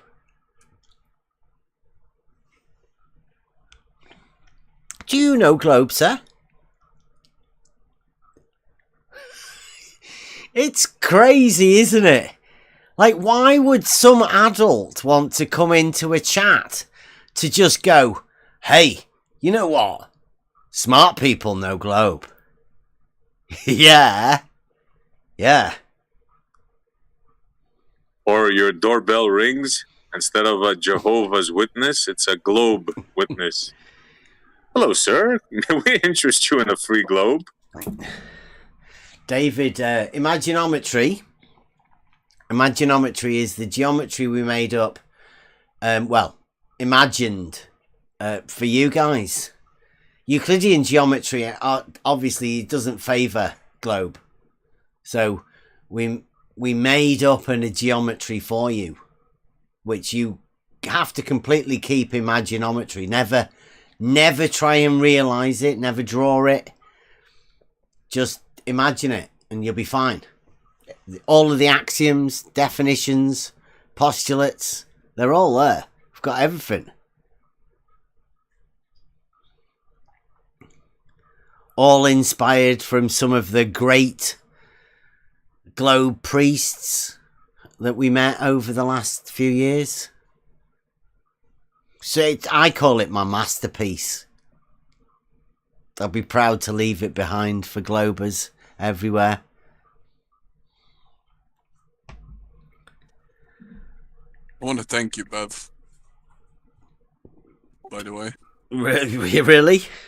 Yeah, man. Like, I've been looking into some sacred geometry and getting into this Euclidean geometry, and holy shit, man. Like, I'm still a novice, but it's super interesting. I never thought it would spike my interest in this way, because in the beginning it sounded silly to just keep debating lines and stuff, but... So... He's not... Go on, you'll be saying it soon, won't you? What? Advanced simplicity, come on. No, I'm never saying that word. Yeah, I swear I will it's never not one say word, that it's two. Okay. But still, it's so contradicting. My brain is farting. Have you heard of the globe? Yes. By any chance? Yes. The globe is real. Yeah. Yeah. The apple is a globe. Good, as long as you've heard of globe. Everybody knows. We all have heard of globe. I have, particularly myself. But when you keep speaking about the globe, like on a serious note, is Euclidean geometry saying that there is no globe? Or what is the point of mentioning globe all the time? A globe in Euclidean geometry, a three-dimensional thing, which I presume anybody who thinks that the globe is real has a three-dimensional opinion of it. Like it is 3D. Well, that's Euclidean, strangely Everything enough. that's 3D is reality, right? And that's Euclidean, isn't it? Sure. And non-Euclidean is only a two-dimensional concept geometry. It never makes it into the 3D real. It's just conceptual. So yeah, and that part actually blew my mind in a way, because I never thought about it that way. That everything besides 3D is conceptual, and kind of interesting to look at it that way. David, see now David here, like he's very clever. He says, do some valid Euclidean geometry instead of your made up stuff. Wait, why is he claiming you are making up this geometry? Because this is obviously one of the trolls. This is the narrative they have to push, because he says you can use Euclidean geometry to show that Earth is globe. It's globe. Go globe. Wait, so each time you are debating this topic, is it only about the axioms and just back and forth on that? Well, me particularly only live in reality. Well, and don't we so all? I'm not Don't actually debating anything. I'm trying to find out information off people. And when I'm talking to normal people, you try and find out as much information and you try and get that information exchange going, don't you? That's normally the best way, where it's a two-way conversation. Yeah, I'm just trying to figure out the way to solve the problem of debating axioms without coming to an agreement. The problem is, it's incompatible. You'll find out that asking questions and doing all of this sort of stuff and living in reality and not having a model is incompatible with the model, right? Because it's like the Ori, the globe. It has to be like Borg. It has to assimilate. There can't be somebody who doesn't give a shit about a model and just wants to live in reality. That's not allowed. Because they might start saying things like vertical and horizontal are perpendicular. And hey, isn't that got a weird sort of thing with Euclidean geometry? And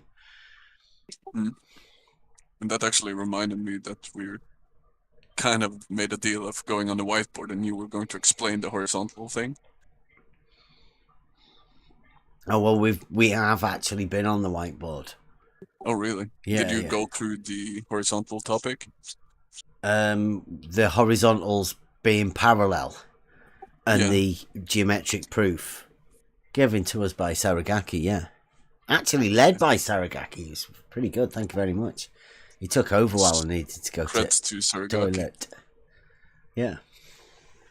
By the way, in Euclidean geometry, what does it says, or like what is our planet then, according to Euclidean It's geometry? not in geometry. No, geometry is only the study of the line, shape and form.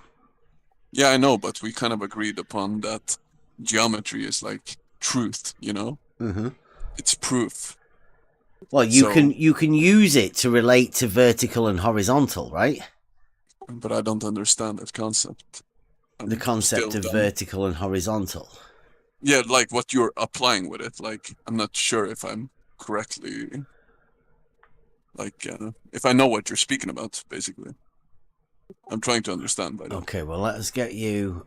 Have you ever seen an elevation profile? No, I don't think so. Okay. Everybody, I mean, we should have everybody at hand with all of these, so I'll have a look, see where I've got them. Level folder. And I hope you don't mind me asking these amateur questions, because I'm really trying to figure this out. Right. Here we go. There's the channel tunnel. Okay, what am I watching here? It's just in the main chat. Yeah, I'm seeing this picture you shared. So what am I looking at? You're looking at elevation profiles of all pictures. Right, you will see them all being like this. And how contour lines challenge you to find any that are here's even I got this one as well the other day. That's see how the way the thermosphere, stratosphere, troposphere, ground-based instrumentation. Do you like that? That's good. I mean, it looks normal, doesn't it?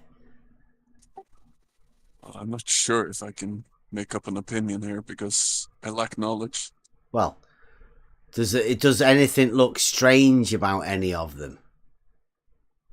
Let me see. Not really.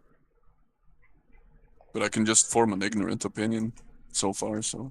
Well, yeah, you could. Well, that's what you could. That's all anybody can ever do, and anybody can ever come from these positions. You know, of just looking at this sort of stuff. In the last picture here, you had the level of the water is horizontal. Yeah, it just means that it's a straight. That's like, me. Yeah, I did that. Yeah. Yeah. How the Panama Canal works.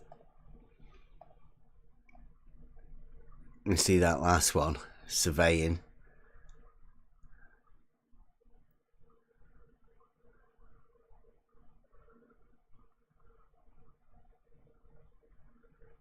See the thing at the bottom. The white picture, black and white? Or do you mean SC Montreal's picture? Yeah, well, all of them. there might be one that's a little bit different. Can you spot which one is different? Yeah. One of these things is not like the other one. Not like the other one. Shout out blue. Yeah, this is a good one. There's a profile of the Panama Canal. Okay. Right? Can you see what's the sort of the theme that we're going on here? Hold on, let me read it.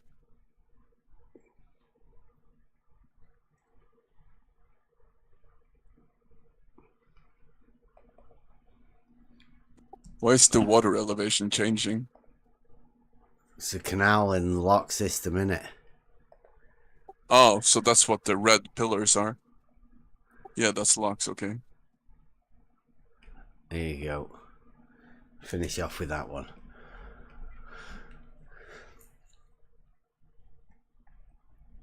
Panama Canal. I feel really stupid looking at these drawings. Right, well, what do you notice straight off? Straight off. Damn, give it away. What do you mean, the water level? Yeah. Yeah, sure. That's kind of the thing I'm mainly focusing on. Elevation profiles. Okay, I kind of get what you're saying now. Right. Yeah. So you see this one, the one that it's got the coloured water levels on. It's the one that says, if the Earth is a spherical object P, then the surface of liquid water must curve Q. Well, why do all of the water levels, why are they always straight? If it actually curves. Oh, okay. I'm kind of getting it now. Why is it represented as straight and not as a curve? Yeah. How's this for cogdis, right? Cognitive dissonance, right? Yeah. But which is it? Where's the cogdis? Is the cogdis in the water level? Or is the cogdis in the model?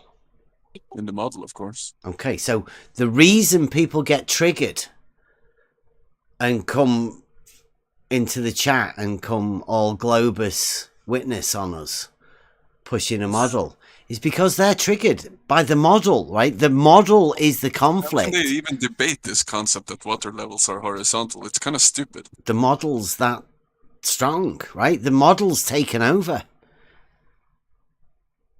The model dictates. That's we've done a massive series of them. The model dictates because it literally does. So, since the water level is horizontal, does it indicate that there is no curve? There is no curve. Euclidean geometry states there is no curve. Physics states there is no curve in the water level. Everybody knows that. The water level can't sustain itself laterally. How could there be a curve? A drop or a hump? How could there be? I don't know. Like the only stupid, ignorant intuition I get here is that for some reason, I don't even know, the gravity and the pressure of the atmosphere and everything is just, I don't even know. That's Yeah, the it's truth. like- I don't but even know. You're I'm trying left to form an now opinion. trying to make something up, aren't you? Yeah. Like you're make why? Why are you forced to make something up? It's the model. Sure. The model's making you do it. But I don't even understand how we can like conclude that there is a curve. But I don't know, if you scale stuff up into the macro, like obviously the changes are more subtle, right? Do you know what I mean by that? So if there is a small surface, the changes are easy to detect. If there's a large surface, yeah, the but changes are minor. That's Yeah. one of the first stages, right? Straight isn't straight. Where does straight stop being straight? I don't know. Yeah, that's it. It doesn't, does it? But something has been planted in there that makes you still want to drive forward with trying to find a reason to something. Now, I'd say I'm completely different because I've never had that model. I had the model taken away from me at childhood. Age 6, 7, whatever. What model? The model, the one that the one that's making you come up with a reason to justify a curve somewhere. Yeah, but at least I'm honest about it. Like, I'm ignorant. I Yeah, don't have the knowledge to assess my that's opinion right. here. I'm saying the difference between you and me is I don't have a model there. So I don't have that need to try and justify it. It's like water level to me. It's But just what do you like all think of it is these in the grand pictures. picture, then? I think most people don't realize the model. They don't see it. It's a cog dis situation. You've got So if it's you've not got the curving, model and reality, and nobody puts those two together apart from, I think, flat earthers. Because flat earthers trigger the shit out of globers. True. And that's perhaps it's because the model and the pushback and the fight that somebody reminds a glober, right? And says, hey, look, do you realise that your model doesn't do this in reality, and there's a conflict here? And at that point, because they've got this logic or framework of logic that's built up that has already employed diletheism, that they can then start making up things to try and justify the model. And that, in some people, is much stronger than others. Of course. Yeah. So if it's not a globe, then what is it? Like, do we have any clues or any interesting assumptions? Or I don't know. I only live in the UK, just in a little bit. That's a cop out. Well, I live mean, in the UK. I mean, I'm a carer. I can't really do much else. But I mean, I can live in reality, and of course, you know, but it's interesting to speculate this, because if the model is wrong and there is no globe, for instance, or any curves underwater, like, what can we conclude with this information? Is it leading to something greater, or could be anything? So you're basically agnostic like me. Well, I mean, there's plenty of theories, and we could go through them, but I wouldn't like to have a go at that alive because I know what happens. Right? This definitely isn't for live. If anybody wants to come and get involved in it, come through to the Discord. We have some fantastic conversations. This is just about Euclid and the way logic and all of that fits together. I mean, we did go over tonight. We went over the fifth, what they call the fifth postulate. We call it the 12th axiom. The triangle axiom. And Brenda wanted to take it away for some reason. But I don't think you can sort of do that sort of things.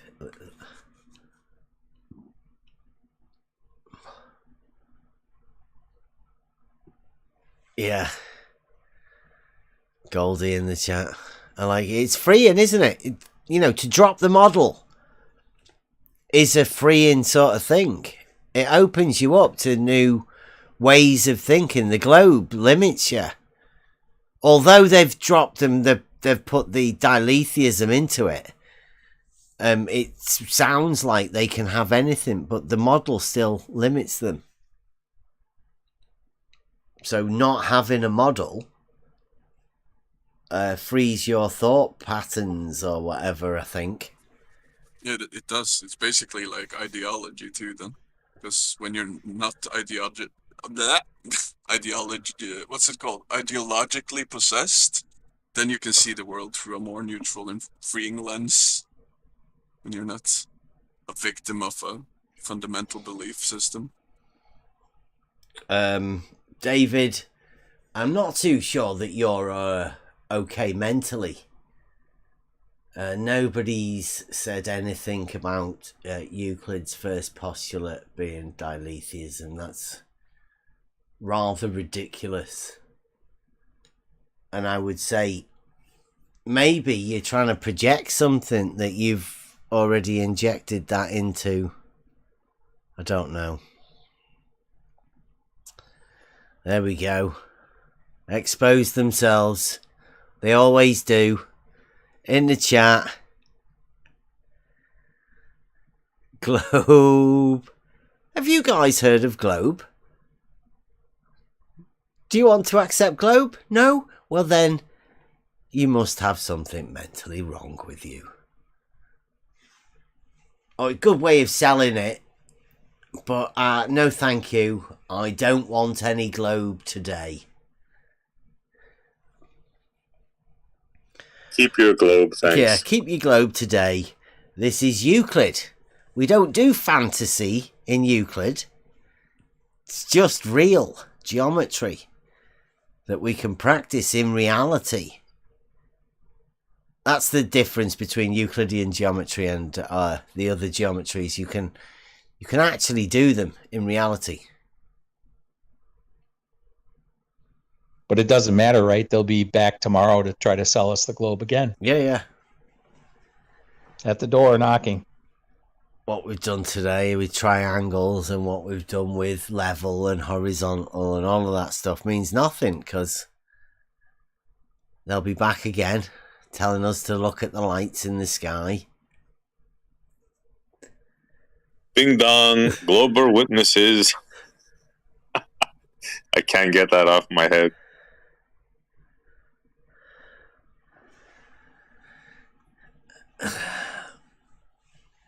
Well, that might be WS actually trying his hardest to push the globe. First postulate about drawing a straight line between 2 points. But WS loves the third. Book 3, which one is it? No. Book 3? No, it's the very first postulate that you can draw a straight line between 2 points, since we're doing Euclid. Yeah. That's it's a nice one. You just rejected the first postulate. No, David, like the first postulate is drawing a straight line between 2 points. Like, you can let it be granted that.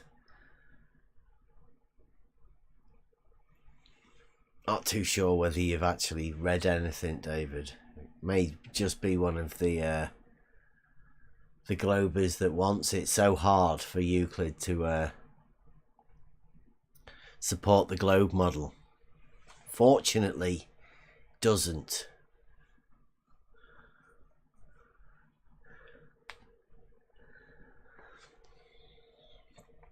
Because you can't have a horizontal. You can only have two, actually.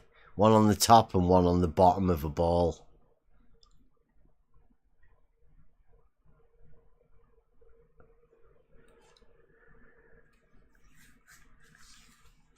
See, that's the problem, Mats. You can't have Euclidean geometry having a curved surface. It goes against everything. Well, it's a plane, isn't it? Length times breadth. Plane geometry, that's where you do your geometry on a plane with triangles and squares and all of that sort of stuff. You can only do squares and triangles with 180 degrees if that two-dimensional plane is a two-dimensional plane as you understand the two-dimensional plane. It doesn't work otherwise. So there's only triangles and squares, no circles? Oh no, there's circles. You can have circles. With pi. Okay, just making sure. Yeah. You know, you've heard of pi, have you? Of course. Shout out to Buster. Well, do you know pi's the relationship between the circumference and the diameter? No. Did you not? No, I only know about pi and the numbers. Wow. Well, pi's a number, but that number comes from a ratio of the circumference over the diameter. So you get any circle and supposedly scribe it out, and you measure the circumference and the diameter, and you put them in the ratio circumference over diameter, it will give you a number. Does it require a lot to illustrate this? What, pi equals c over d? No, what you're mentioning, like... Yeah, pi equals circumference over diameter, which also equals a number if you want to give it a number, but it is just the ratio of the circumference over the diameter. The only thing I remember about pi is just 3.14 something. Yeah, that's it. That number is the ratio of a circle, the circumference over the diameter. Obviously, because the circumference is directly related to the diameter. Right? All right.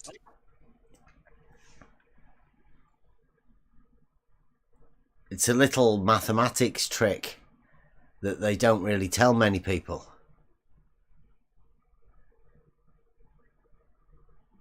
It's clever, isn't it? Because have you heard of the circle? Do you know any of the formulas for circles? Can you remember any of them? No, I'm really stupid at this subject. What about pi r squared? No idea.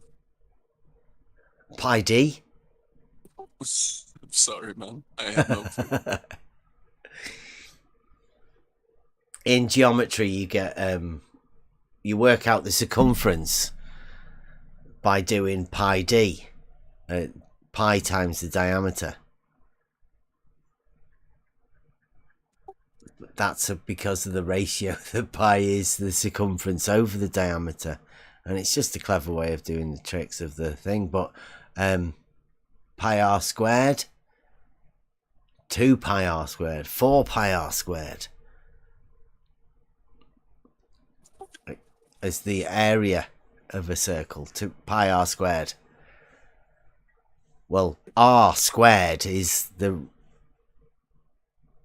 radius squared, like a square, and pi's already got the circumference and the diameter already in it, so you're using the diameter twice and the r squared. It's complicated. Sounds but like we need to go on a whiteboard when you're not live streaming. Yeah, pi is just the circumference over the diameter. It's a ratio. Sure.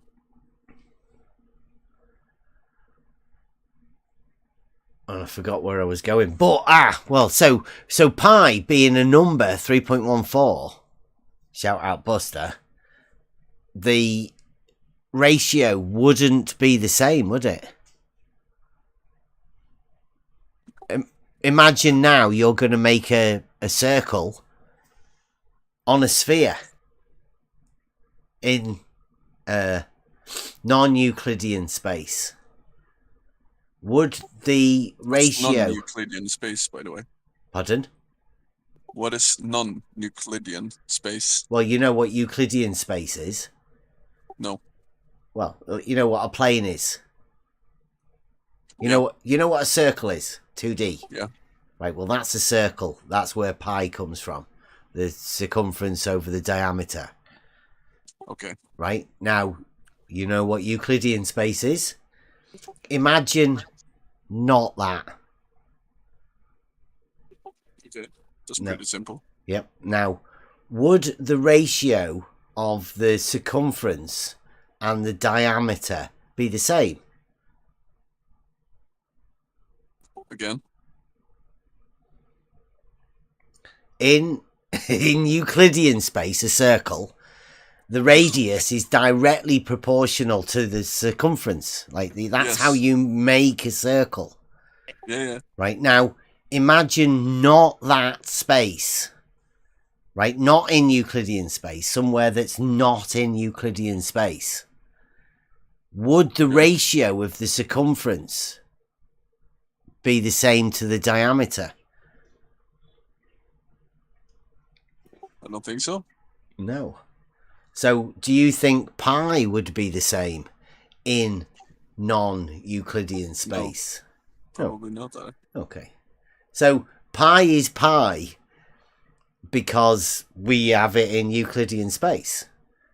So, would that prove to you that we live in Euclidean space, or would that mean that you'd have to find a different value for pi before you knew that you were not in Euclidean space? Most likely, I think. So, I would say that's a pretty good proof that we are in Euclidean space, just in based around pi. Sure. Since it's been calculated to a lot of decimal places, they must be pretty sure that we are actually in Euclidean space. I would have thought so, but I mean, hey, there are some genius mathematicians out there. Yeah, no doubt. Especially the Globe. The Globe is on Discord, especially. They really definitely would like to tell you that pi can't be correct. I think I need to watch the documentary about pi now. Well, you have to get into the concept of either the lines stay straight and the space is bent, or I don't know.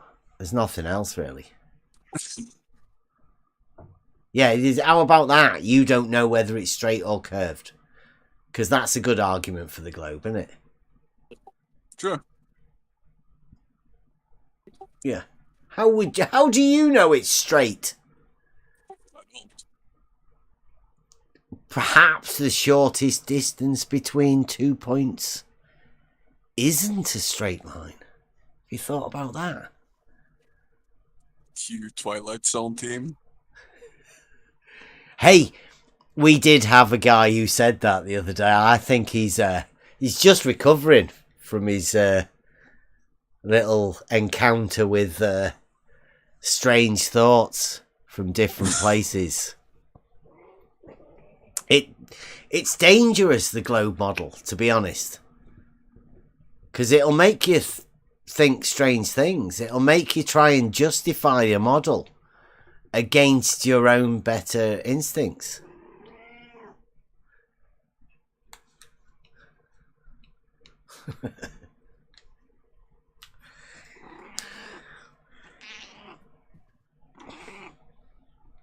Yeah. It's a strange concept that you have to deal with. But that one came to us today. Buster brought us that one today. It's well worth trying to work out and put it into a conversation. I don't know whether anybody can even understand the concept of it. But I definitely will be using that pi argument. It's a game changer. It'd be interesting to see how you would like visually explain this stuff on a whiteboard. Well, we have already done the pi and the triangle, sine Is and there an cosine. archive I can go to watch the video? No. We do it in-house, that sort of stuff. Okay. But we will have to be putting the videos out again. I do have Patreon. Anybody wants to come and join? We can do. We do all sorts of this stuff, but I mean, mainly the fun stuff happens in the Discord. That's where the good stuff does happen, and most of the stuff, it obviously, because when we're talking about how to converse with people, and also how to have fun with the arguments that we have. Well, not really arguments, but, you know, conversations. And there are a couple of little tricks that we rather not give out on the live stream. So we do have to keep a little bit back for the Patreons or people that come in Discord to come and have a chat with the guys and girls. But we call everybody's guy. All the gang, the Discord server. That's where the fun's at. And that's where most of the conversations happen during the day. And over the last few days, especially. With this, with the logic, finding the diletheism, finding an understanding why the globe is pushed so much. Finding why they want to push it so much. That's the next thing to work out. And obviously, that comes with leaps of our learning and understanding. I like the idea of today. I only just got a concept of the fifth postulate, as they want to call it. I call it the triangle axiom. It's much easier to call it the triangle axiom to understand what it is. And we'll it's going to be going forward loads more. I need to put all of this stuff together in my own head so I can talk about it. If anybody knows anyone we can go and have a chat with, I'm quite welcome to go in anywhere and have a discussion with anyone about this stuff. Anybody wants to give us a challenge for us to do something, to go and talk to someone, I'm willing to. Yeah, Kev, pimp us out, man. We'll go out there, go and talk to anyone about this stuff.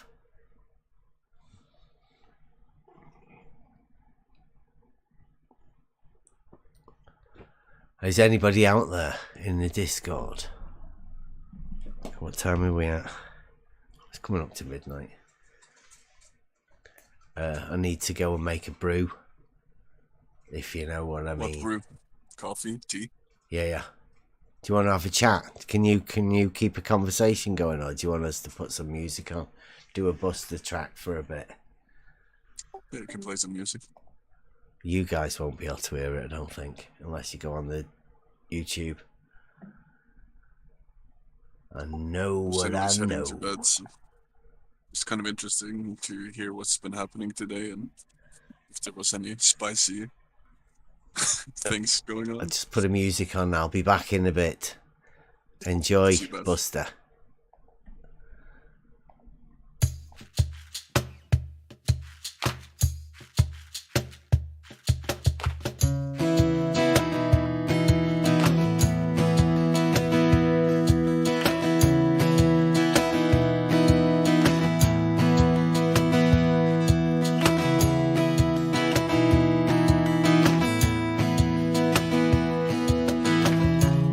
Double think, clouds your mind.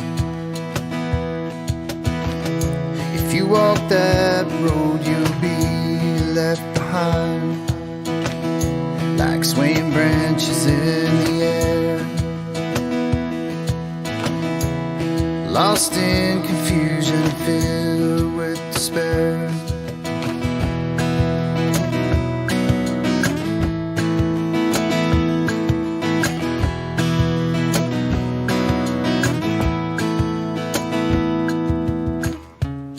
Arguments and fallacies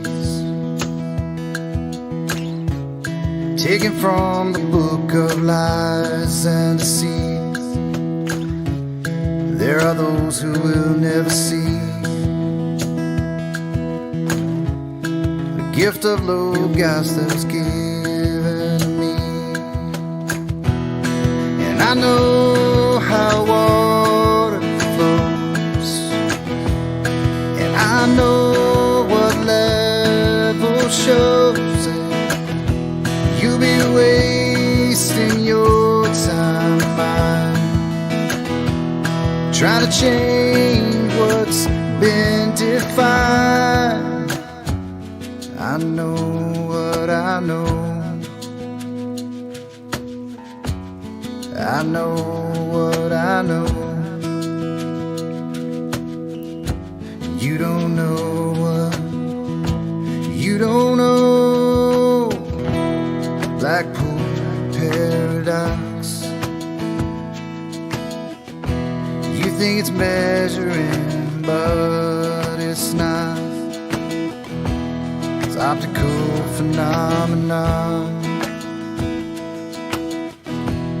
All you fools think you know what's beyond.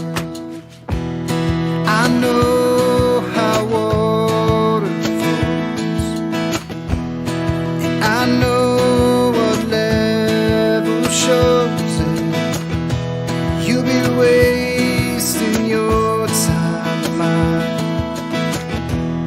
trying to change what's been defined. I know how water flows, and I know what level shows, and you'll be wasting your time trying to change what's been defined.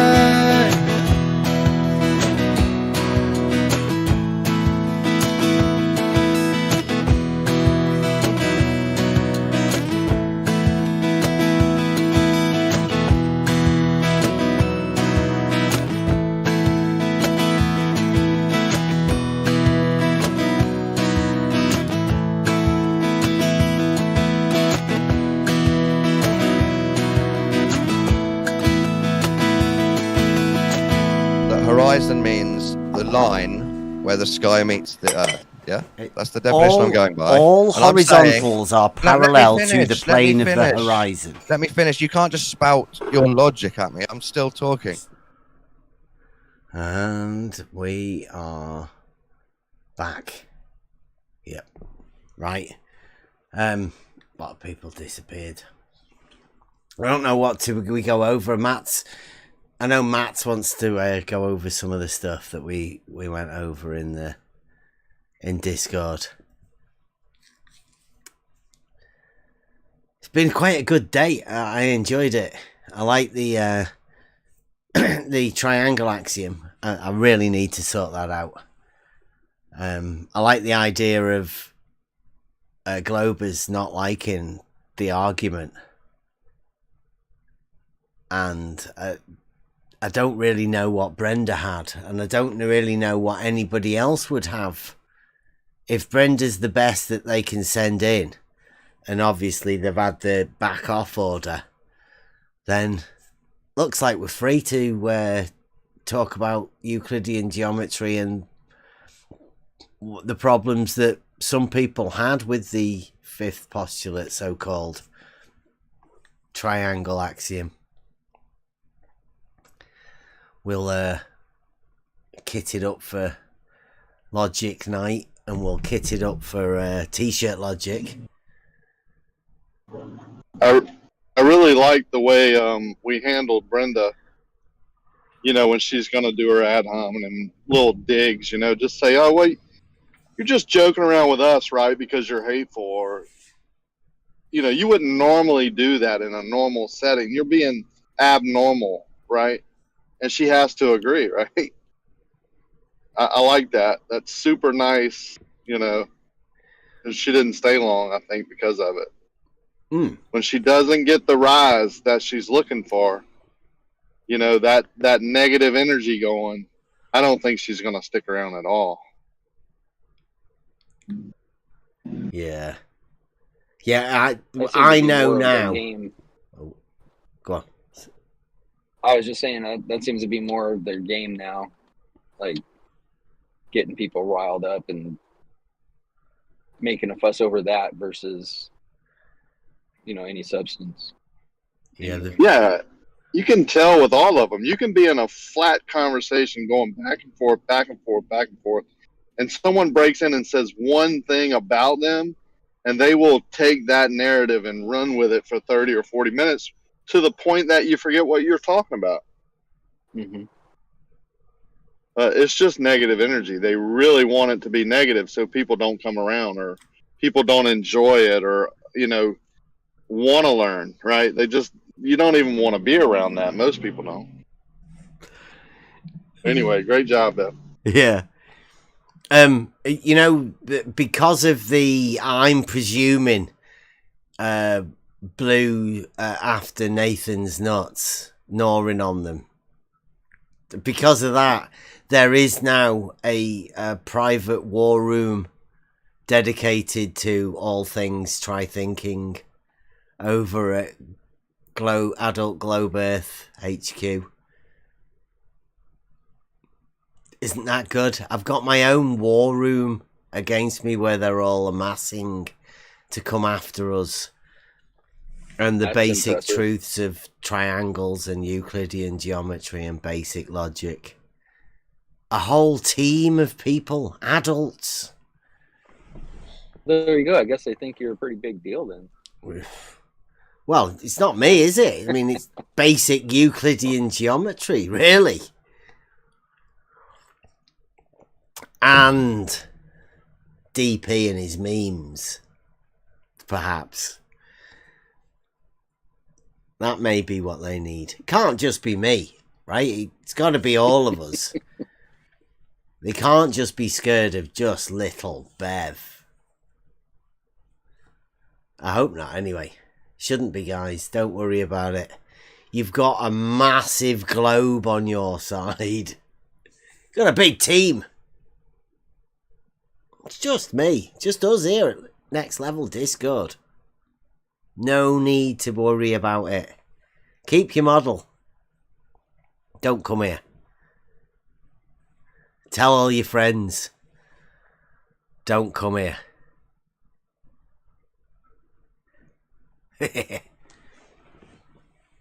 Right, I think we're going to have to shut it off for tonight. It is tomorrow. Free for all Fridays. But I don't know what that is. Maybe I'll just finish this video and do a bit of a... We'll have a bit of a fun time tomorrow. That was funny. It's free for all Friday. I don't know what it is. Yeah. Yeah. I've got to sell it. I mean, come on. Yeah. We're starting the show. Come on in, guys. It's free for all Friday. I have no clue what that is. Yeah. I didn't even know what I was doing tonight. I'm getting good at this, though, right? Making shit up off the top of my head. It's good, isn't it? You could be a Glober if you don't want Yeah, I would. If I was a Glober, I would be the best. I've made up Imaginometry and everything. How could you fight against that? You should convert over for a couple months just to see them go berserk. Well, I mean, it's Globe, right? I mean, I could do that. Excuse me, have you heard of Globe? Yes, definitely. I may go door knocking. Yeah. I'm going to try it, definitely. See how well people know about Globe. I bet they go, yeah, I know about Globe. But it might open up new avenues of conversation. Do you reckon? I reckon you can start up a conversation with anyone. Yeah, I mean, absolutely, it would open up conversation. Yeah. Yeah. Are you familiar with the globe? Like somebody goes, no. What do you mean, globe? Oh, can I interest you? You've got to take on some weird concepts, like, but I mean, it's good. There's a lot of people that are on it. You get your own little spot at the top. Constantly. You're always there. Put you up on a pedestal. Well, not a pedestal. Your own point. Just on the top. Yeah. You're always on point and always on top. Yes. I'll do that. I keep saying that. I can put it back on the site or something. You know, at certain situations, you know, if you find yourself in a late night bar or something, you could always bring it up like, do you like curves and always being on top? Yeah. Oh, I like that. Yeah. It's globe. Yeah. You know, but if you're in a more subtle setting, you know, well, you know it's a globe, right? Do you know anything about it? Yeah. Well, what do we call it? Globe. Globe test. A quick impromptu globe test. Hey, who's up for that? Free drink for a globe test. Pass it, and I will buy you a drink of your choice. Yeah. Fail it? Well, we'll just move on. We'll call you a flat earther. And get everybody to point at you and call you a flat earther. Do you think there's vertical change based on sea level? Well, of course. Flat earther. Start pointing at him and laughing and telling everybody around, this guy's a flat earther. Yeah, David. Oh, there's flat noser. There's something gone wrong on the Discord. Somebody added a censor bot and it censors out flat. For anybody that's got flat in the name. It's really weird. If you let us know what it is, we'll change it. You've just come in the Discord, have you? Just put type a little thing in the live chat or something. Somebody will catch you. And you'll be able to jump in the Discord. In the VC.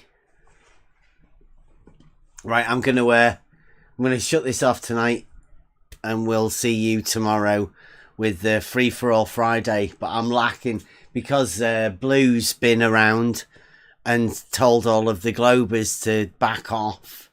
We're gonna need your help, so spread the word and pop in tomorrow, and we'll see what we can do. We might do comedy night or something. I don't know. Might be just laugh at a model afflicted people. See you tomorrow. You have the love of humanity in your hearts. You don't hate, only the unloved hate. To those who can hear me, I say, do not despair. The misery that is now upon us is but the passing of greed, the bitterness of men who fear the way of human progress. The hate of men will pass, and dictators die, and the power they took from the people will return to the people. And so long as men die, liberty will never perish. Let us fight to free the world. Let us all unite. Don't give yourselves to these unnatural men with machine minds and machine hearts. Let us fight to free the world. Soldiers, don't give yourselves to brutes. Men who despise you, enslave you, who regiment your lives, tell you what to do, what to think, or what to feel, who drill you, diet you, treat you like cattle, use you as cannon fodder. Don't give yourselves to these unnatural men with machine minds and machine hearts. You are not machines, you are not cattle, you are men. You are men. Let us fight to free the world. You have the love of humanity in your hearts. You don't hate, only the unloved hate, the unloved and the unnatural. Soldiers, Don't fight for slavery, fight for liberty. In the 17th chapter of St. Luke it is written, the kingdom of God is within man, not one man nor a group of men, but in all men, in you. You, the people, have the power. The power to create machines, the power to create happiness. You, the people, have the power to make this life free and beautiful, to make this life a wonderful adventure. Then in the name of democracy, let us use that power. Let us all unite. Let us fight for a new world, a decent world, that will give men a chance to work, that will give youth a future and old age a security. By the promise of these things, brutes have risen to power, but they lie. They do not fulfill that promise. They never will. Dictators free themselves, but they enslave the people. Now let us fight to fulfill that promise. Let us fight to free the world. Let us fight to free the world. Let us fight for a world of reason. A world where science and progress will lead to all men's happiness.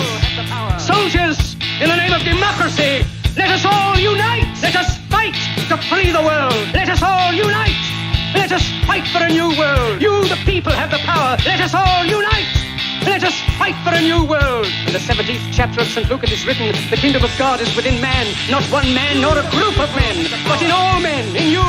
You, the people, have the power. You, the people, have the power to make this life free and beautiful, to make this life a wonderful adventure. By the promise of these things, brutes have risen to power, but they lie. They do not fulfill that promise. They never will. Let us fight to fulfill that promise. Let us fight to free the world. Let us fight to free the world. Let us fight for a world of reason, a world where science and progress will lead to all men's happiness. Soldiers, in the name of democracy, let us all unite.